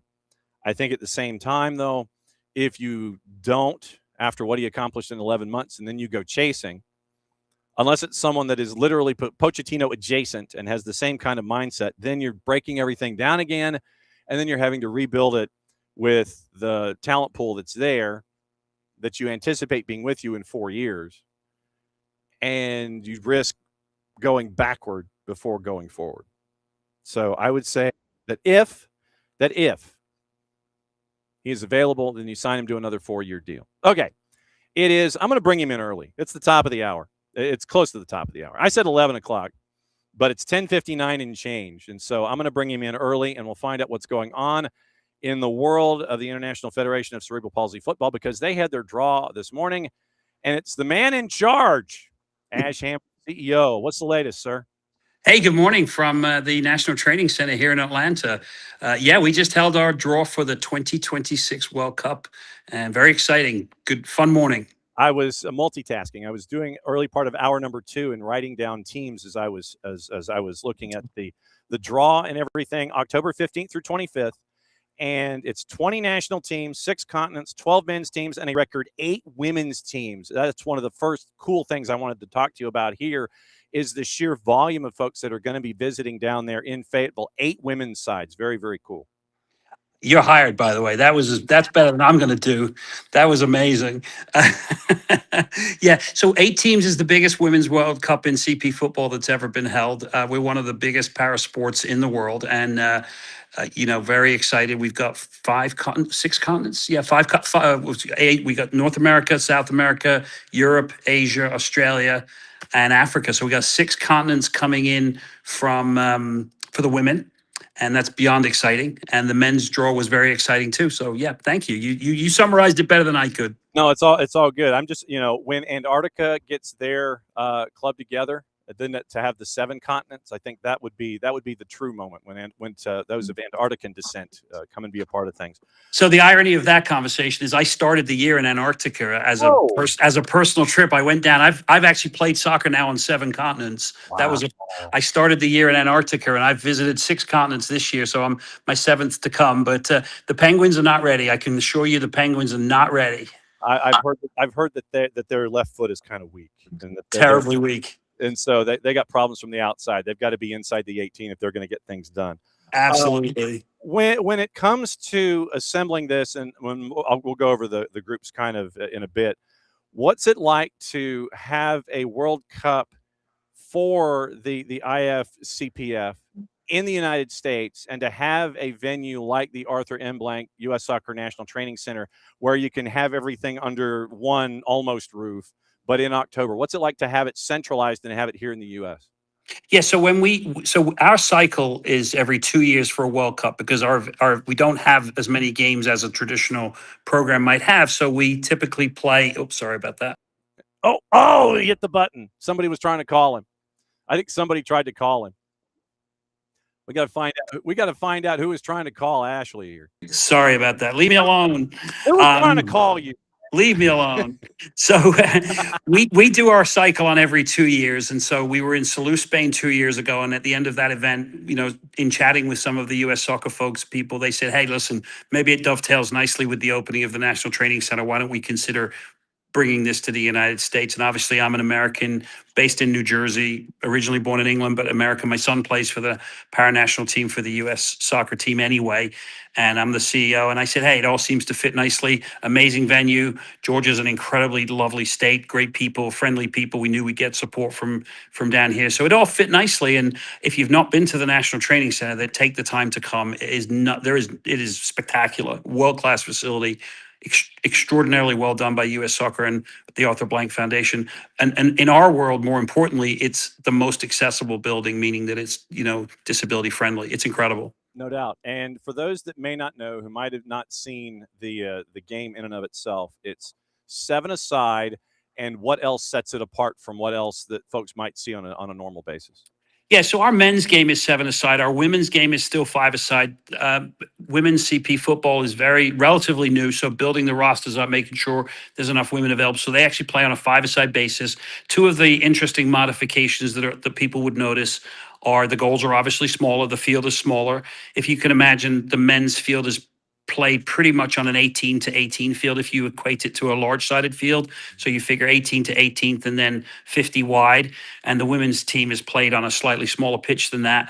And then like I say, the 2 serious modifications are there's no offside, so the game's super wide open and exciting. A lot of space to cover with no offside. And the inbounds for a throw can be done with a one-handed underarm throw because of the impact on some of our athletes in their arms, meaning that doing a 2-hand overhead throw for some players may be not possible. So there's the opportunity to do that. So the 2 primary changes of the rule, no offside and an underarm throw. And then the substitutions, similar patterns of substitution, but again, 7-a-side. And then the only other restriction that won't be seen necessarily is what we call our classification restriction. So all athletes are classified according to their level of impairment. And then on the men's side, it won't mean much, but it'll start to mean much. You have to play a 1, which is the most impaired. You can only play 1-3, which is the least impaired. And so most teams play 5-2s on the men's side, and women's it's 1-1, 1-3, 3-2s. Ash Hammond, the CEO for the International Federation of Cerebral Palsy Football, fresh off the draw that I had on a separate monitor while we were doing the show here in hour number 2, just so I could break things down and get smart. Women's draw, U.S., Japan, Finland, and Kenya in one group, Australia, Netherlands, Ireland, and Colombia in the other group. Then on the men's side, now I got some questions about this men's draw, Ash. Me too. I'm looking at the groups, and I see the Netherlands and Scotland in Group A, and then you got the USA and Canada in the rest of that group.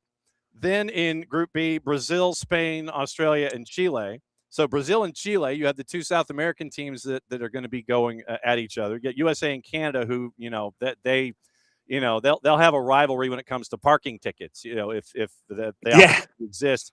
And then Japan and Indonesia in Group C, and England and Ireland. Man, these groups are nuts, man. Well, luckily we have a great director of referees, Sky Arthur Banning, Dr. Sky Arthur Banning from Clemson, because I'm going to be on the phone with him next and checking on assignments, because those are some tough matchups. The U.S. men's head coach is actually Scottish, but he's an American citizen, and the head coach is the U.S. men's team. And Scotland was here recently for the opening of the facility to play the USA, so they got a taste of it. Unbelievable matchups. It's funny because Scotland had to be drawn into certain groups so as not to have 3 European teams in one group, and so they were kind of destined to be a certain place. But as it turns out, they got pulled in They got pulled in Group A. So amazing matchups. Listen, they're all good teams. They're all really good teams. Indonesia, we had our Asia Oceania in Indonesia, fantastic group. They will not be, no one should underestimate, even though they came out of the final pot. That's because they don't have the rankings that other teams have. Do not underestimate Indonesia. When it comes to the growth of the sport, and I guess this is a two-part question, what's it been like for you to see the sport grow to where it is now, where you're having an expanded field on the women's side, where you have 12 teams that you can just pretty much put a blanket over or throw them in a tent and it's going to be okay. Whoever can find the side port, is the one that survives. What's it like to see the sport evolve to where you're having 20 teams in a tournament? It's fantastic. Gender equity has been something we've demanded, we've pushed for. Our teams have responded. The women around the world have done an amazing job. FIFA has been fantastic in supporting us. U.S. Soccer has been fantastic in supporting us.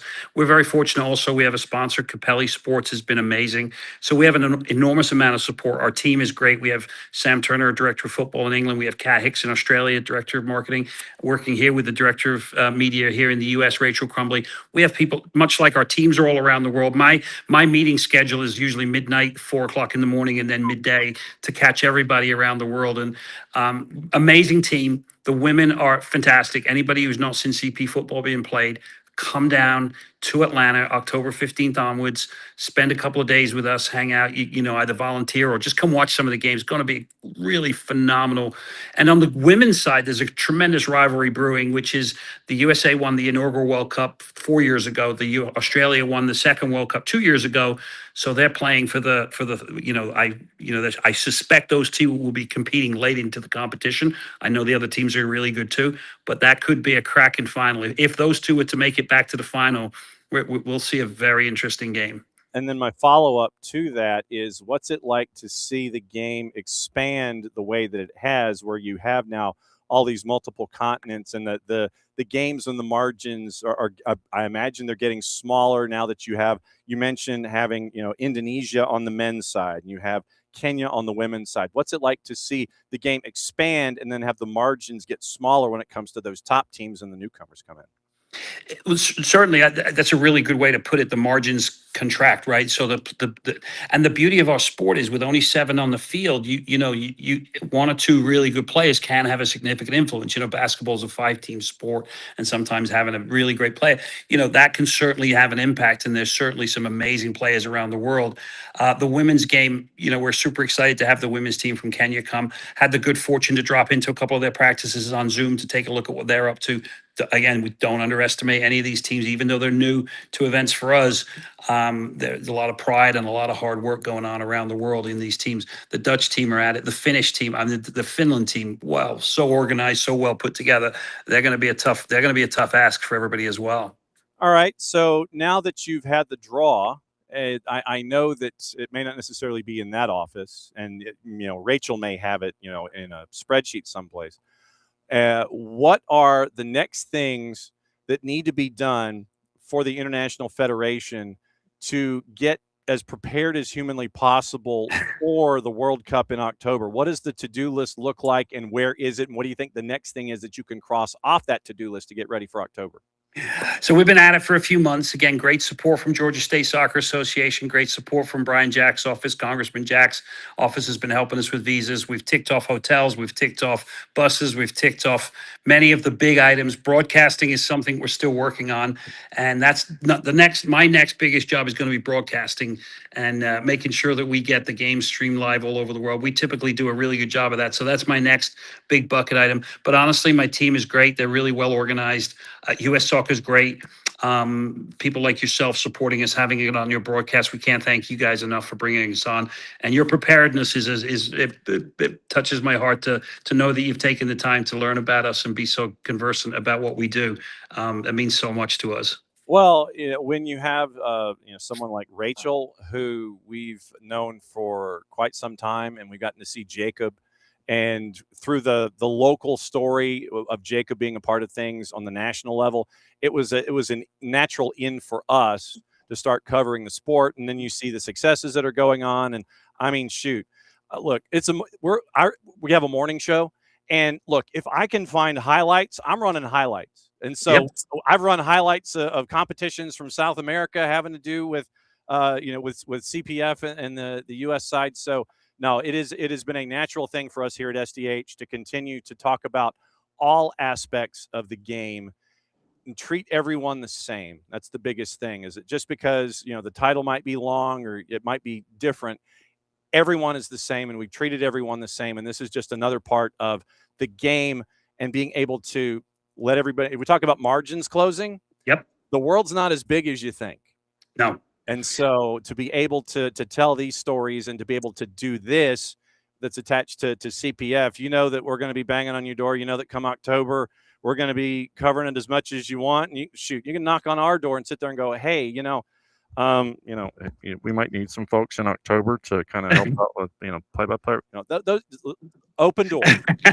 So it's an open door policy, Ash. I got to say, Rachel said you got to meet these folks. These are the best thing. Taking away all of your prior knowledge necessarily of Jacob, she said this is the biggest, best, the soccer down home in LA. She said you got to come meet these people. They're unbelievable. So we're super excited to be on your. You've got a huge audience down here, and we're super excited to be on your broadcast. And we will certainly will be welcoming you to the facility when we come down here. And on that subject, we're very lucky. For example, U.S. Soccer supports its disability national teams, the English FA, the Australian FA, all the FAs and NPCs, National Paralympic Committees that support their disability teams. Some do, some don't. Some are grassroots, hardworking teams that just put it together. But we have a tremendous amount of support. And again, with FIFA coming in to help us this year and all the other organizations, we're going to continue to expand. So we're glad you're a part of that and going to be a part of it and going to be a part of our program here in October. So then let me ask you this. For those national committees that aren't attached and it's left to the grassroots, and we know that the grassroots efforts are doing well to build these programs, what are the national committees missing out on by not jumping on and being a part of this and having the grassroots folks take over? What are they missing out on by not being a part of this? Great question. Thank you for asking that question. It's. I think it makes a statement about your civilization, if you like, or just your national. Who's investing in their disability athletes, and again, countries like the U.S. lead the way in that. England leads the way. Australia leads the way. Some of the countries you'd expect to lead the way, and some do not. And and I'll be controversial here and say there are some teams that it's just down to the folks. And it's just down to some of the guys put it together, and enormous credit to them. And thanks to those that we shouldn't be jealous of those that do it. We should be thankful to the likes of U.S. Soccer, English FA, and that for the Netherlands and those organizations that really do a tremendous job supporting the disability. I think you're missing out because number one, it's world-class football. Number two, these athletes deserve it more than anything else, and they work just as hard. Watching the CP guys walk around this place, U.S. Soccer, it's their home just as it is, all the other national teams that were down here for the World Cup. And we hope that some of them jump on board. So the National Paralympic Committees, the FAs around the world, if you're not working with your CP team, it's about time. What he said.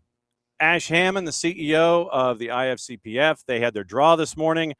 The men's draw has some rather interesting bedfellows in the group stage with some rivals in other sports, and we're seeing it. It's great to see the women's field going to 8 and the men going to 12, and they're going to be here in middle and late October for the Galactic Championships of when it comes to the International Federation of Cerebral Palsy Football. Ash, I can't thank you enough. Like I said, open door policy, and I know that Rachel's going to keep us posted on everything we need to know between now and October. Great to see you, my friend. Go get some lunch. You've had an already busy Thank day. you so much.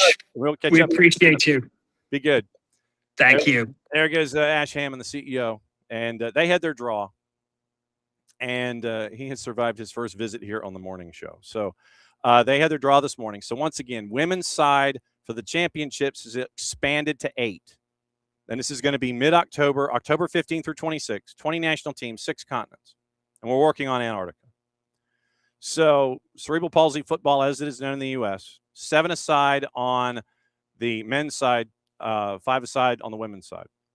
And so it is draw was this morning. Women's side, U.S., Japan, Finland, and Kenya in one group. Australia, Netherlands, Ireland, Colombia in the other group. Those 8 are going to be chasing after the World Championship, Men's and Women's World Cup coming up in October. Men's side, USA, Canada, and that won't be competitive. Netherlands and Scotland, that's Group A. Group B, Brazil, Chile. That won't be competitive. Spain and Australia. Group C, England and Ireland. This is USA and Canada and England and Ireland. That's going to be, you've got that in Group C with Japan and Indonesia. So you're getting an expansion of cerebral palsy football. World Cup is coming to the U.S. It is coming to the National Training Center October 15th through the 25th. They had their draw this morning on their YouTube channel. And so obviously, as we get closer and closer to seeing what's going on there, we're going to keep an eye on all that.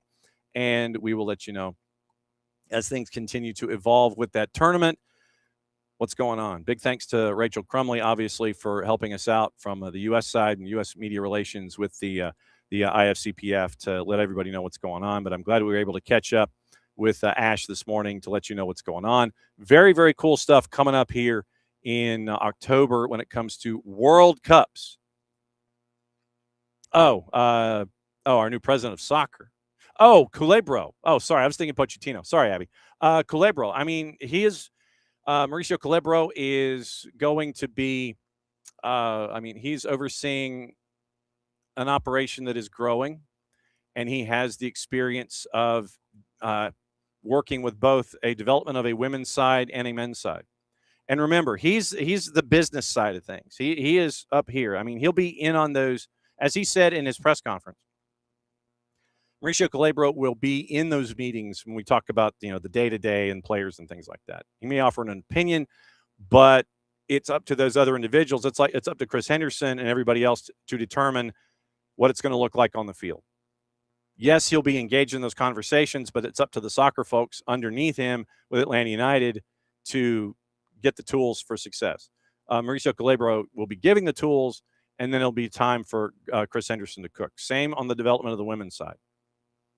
He'll be in on those conversations, but the individuals that will be working specifically on soccer and personnel and all that will be underneath that discussion. So he's going to be overseeing everything from a business perspective, making sure that both of those businesses are doing as best they can across the board. But when it comes to the soccer decisions, he might be in a meeting, but he will not be the end of the discussion of saying, well, we want to bring in so-and-so. He might be a voice in the meeting, but from all indications, he's not going to be the voice to determine who does what. That'll be left to the soccer folks. He's the business guy on top. Everyone reports to him, but he's the business guy on top for both the development of the NWSL and for Atlanta United. So there you go. So that is the way to end a week. Finding out about the men's and women's World Cups of the IFCPF, International Federation of Cerebral Palsy Football. And once again, thanks to Ashley Hammond, the CEO. And they have a relationship with Capelli. I didn't know that, but that's the skinny. So World Cup's coming. and we're going to be blowing it up. We know that. 2026 IFCPF Men's and Women's World Cups coming to the Arthur M. Blank U.S. Soccer National Training Center, and that is going to be laid out for you as we go. But obviously, as things continue to grow, we'll be talking about it more as we get closer and closer, because think about it. That's 3 months away. You're like 90 days out, and you have a World Cup coming to Fayetteville in the form of the IFCPF. So very, very cool stuff there. Trying to see if there's anything that I might have missed when it comes to gossip, rumor, innuendo, and news or anything like that. Once again, remember, it is going to be a very, very busy weekend. Very, very busy weekend. According to The Guardian, more than 200 countries have endorsed Gianni Infantino for a fourth term. Of the 211, 200 have endorsed him so far. And we'll keep an eye on that when it comes to the election. A pit bull concert has forced a Champions League qualifier in Lithuania to move. Jakub Krupa, FK Kauno Žalgiris, was renting out the stadium for the gig. They take on KI of the Faroe Islands in a two-leg tie. And so they're probably going to have to play the qualifier later this month away from home after renting out their stadium to Pitbull. The Top Liga champions, FK Kauno Žalgiris, beat Kosovo's Dritam 4-3 on aggregate. Champions League second qualifying round, securing around €1.7 million in prize money, scheduled to travel to the Faroe Islands on Tuesday before hosting the second leg on the 28th or 29th of July. Žalgiris is known more as a basketball franchise. They'd already booked the stadium at their 15,000-seater, Darius and Girenas, on the 31st of July, leaving them scrambling for a venue. Tried to swap legs at home at first, but Faroe Islands have national holidays on the 28th and 29th of July, St. Olaf's Day. And another Faroese club, HB, scheduled to play Motherwell in the Conference League second qualifying round on the 30th, which puts strain on policing. So instead of playing at home, Žalgiris is going to have to play in Jonava, a town about 20 miles away, at a stadium that holds just over 2,500 instead of their 15,000-seater. Žalgiris' head coach, Zeljko Sopic, he says, because of a concert by some dog or somebody, we got to move. It's better I don't say anything about that. It is what it is. The Žalgiris chair told The Guardian the club were aware of the potential clash, hoped to play the first match at home to avoid it. President of the Lithuanian Football Federation described the double booking as, quote, really unfortunate. Adding, Jonava Stadium is nice and tidy as well, but it is still a big difference. Pitbull back in Kaunas, Lithuania's second largest city, as part of his European I'm Back tour. Fresh off beating the Guinness World Record for the largest gathering of people wearing bald caps at his London show last week. So maybe there is hope for our friends out of the Faroe Islands. Maybe there's hope. Maybe. Just saying.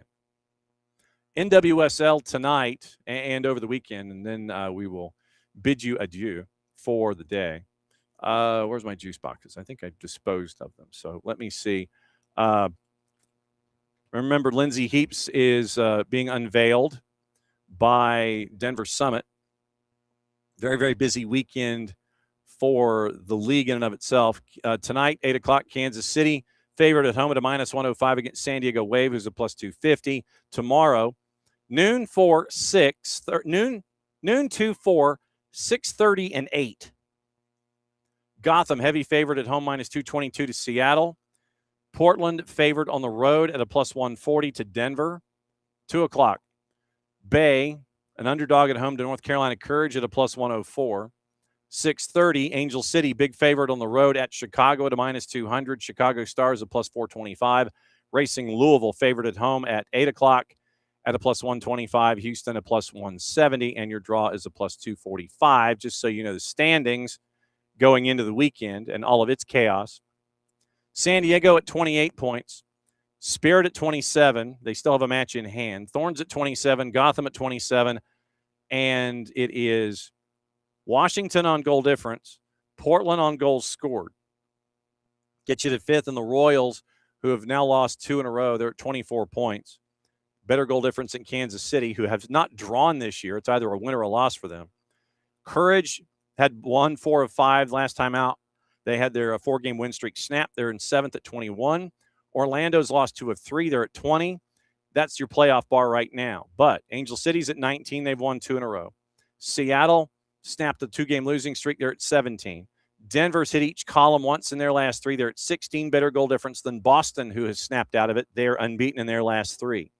Houston had a 2-game losing streak snapped last time out. They're at 15 points. They have scored more goals than Bay. Chicago is at 12 points and a minus 20 in goal difference. They've only scored 8 goals in 14 matches this year. Racing Louisville's lost 5 in a row. They're 2-1-10.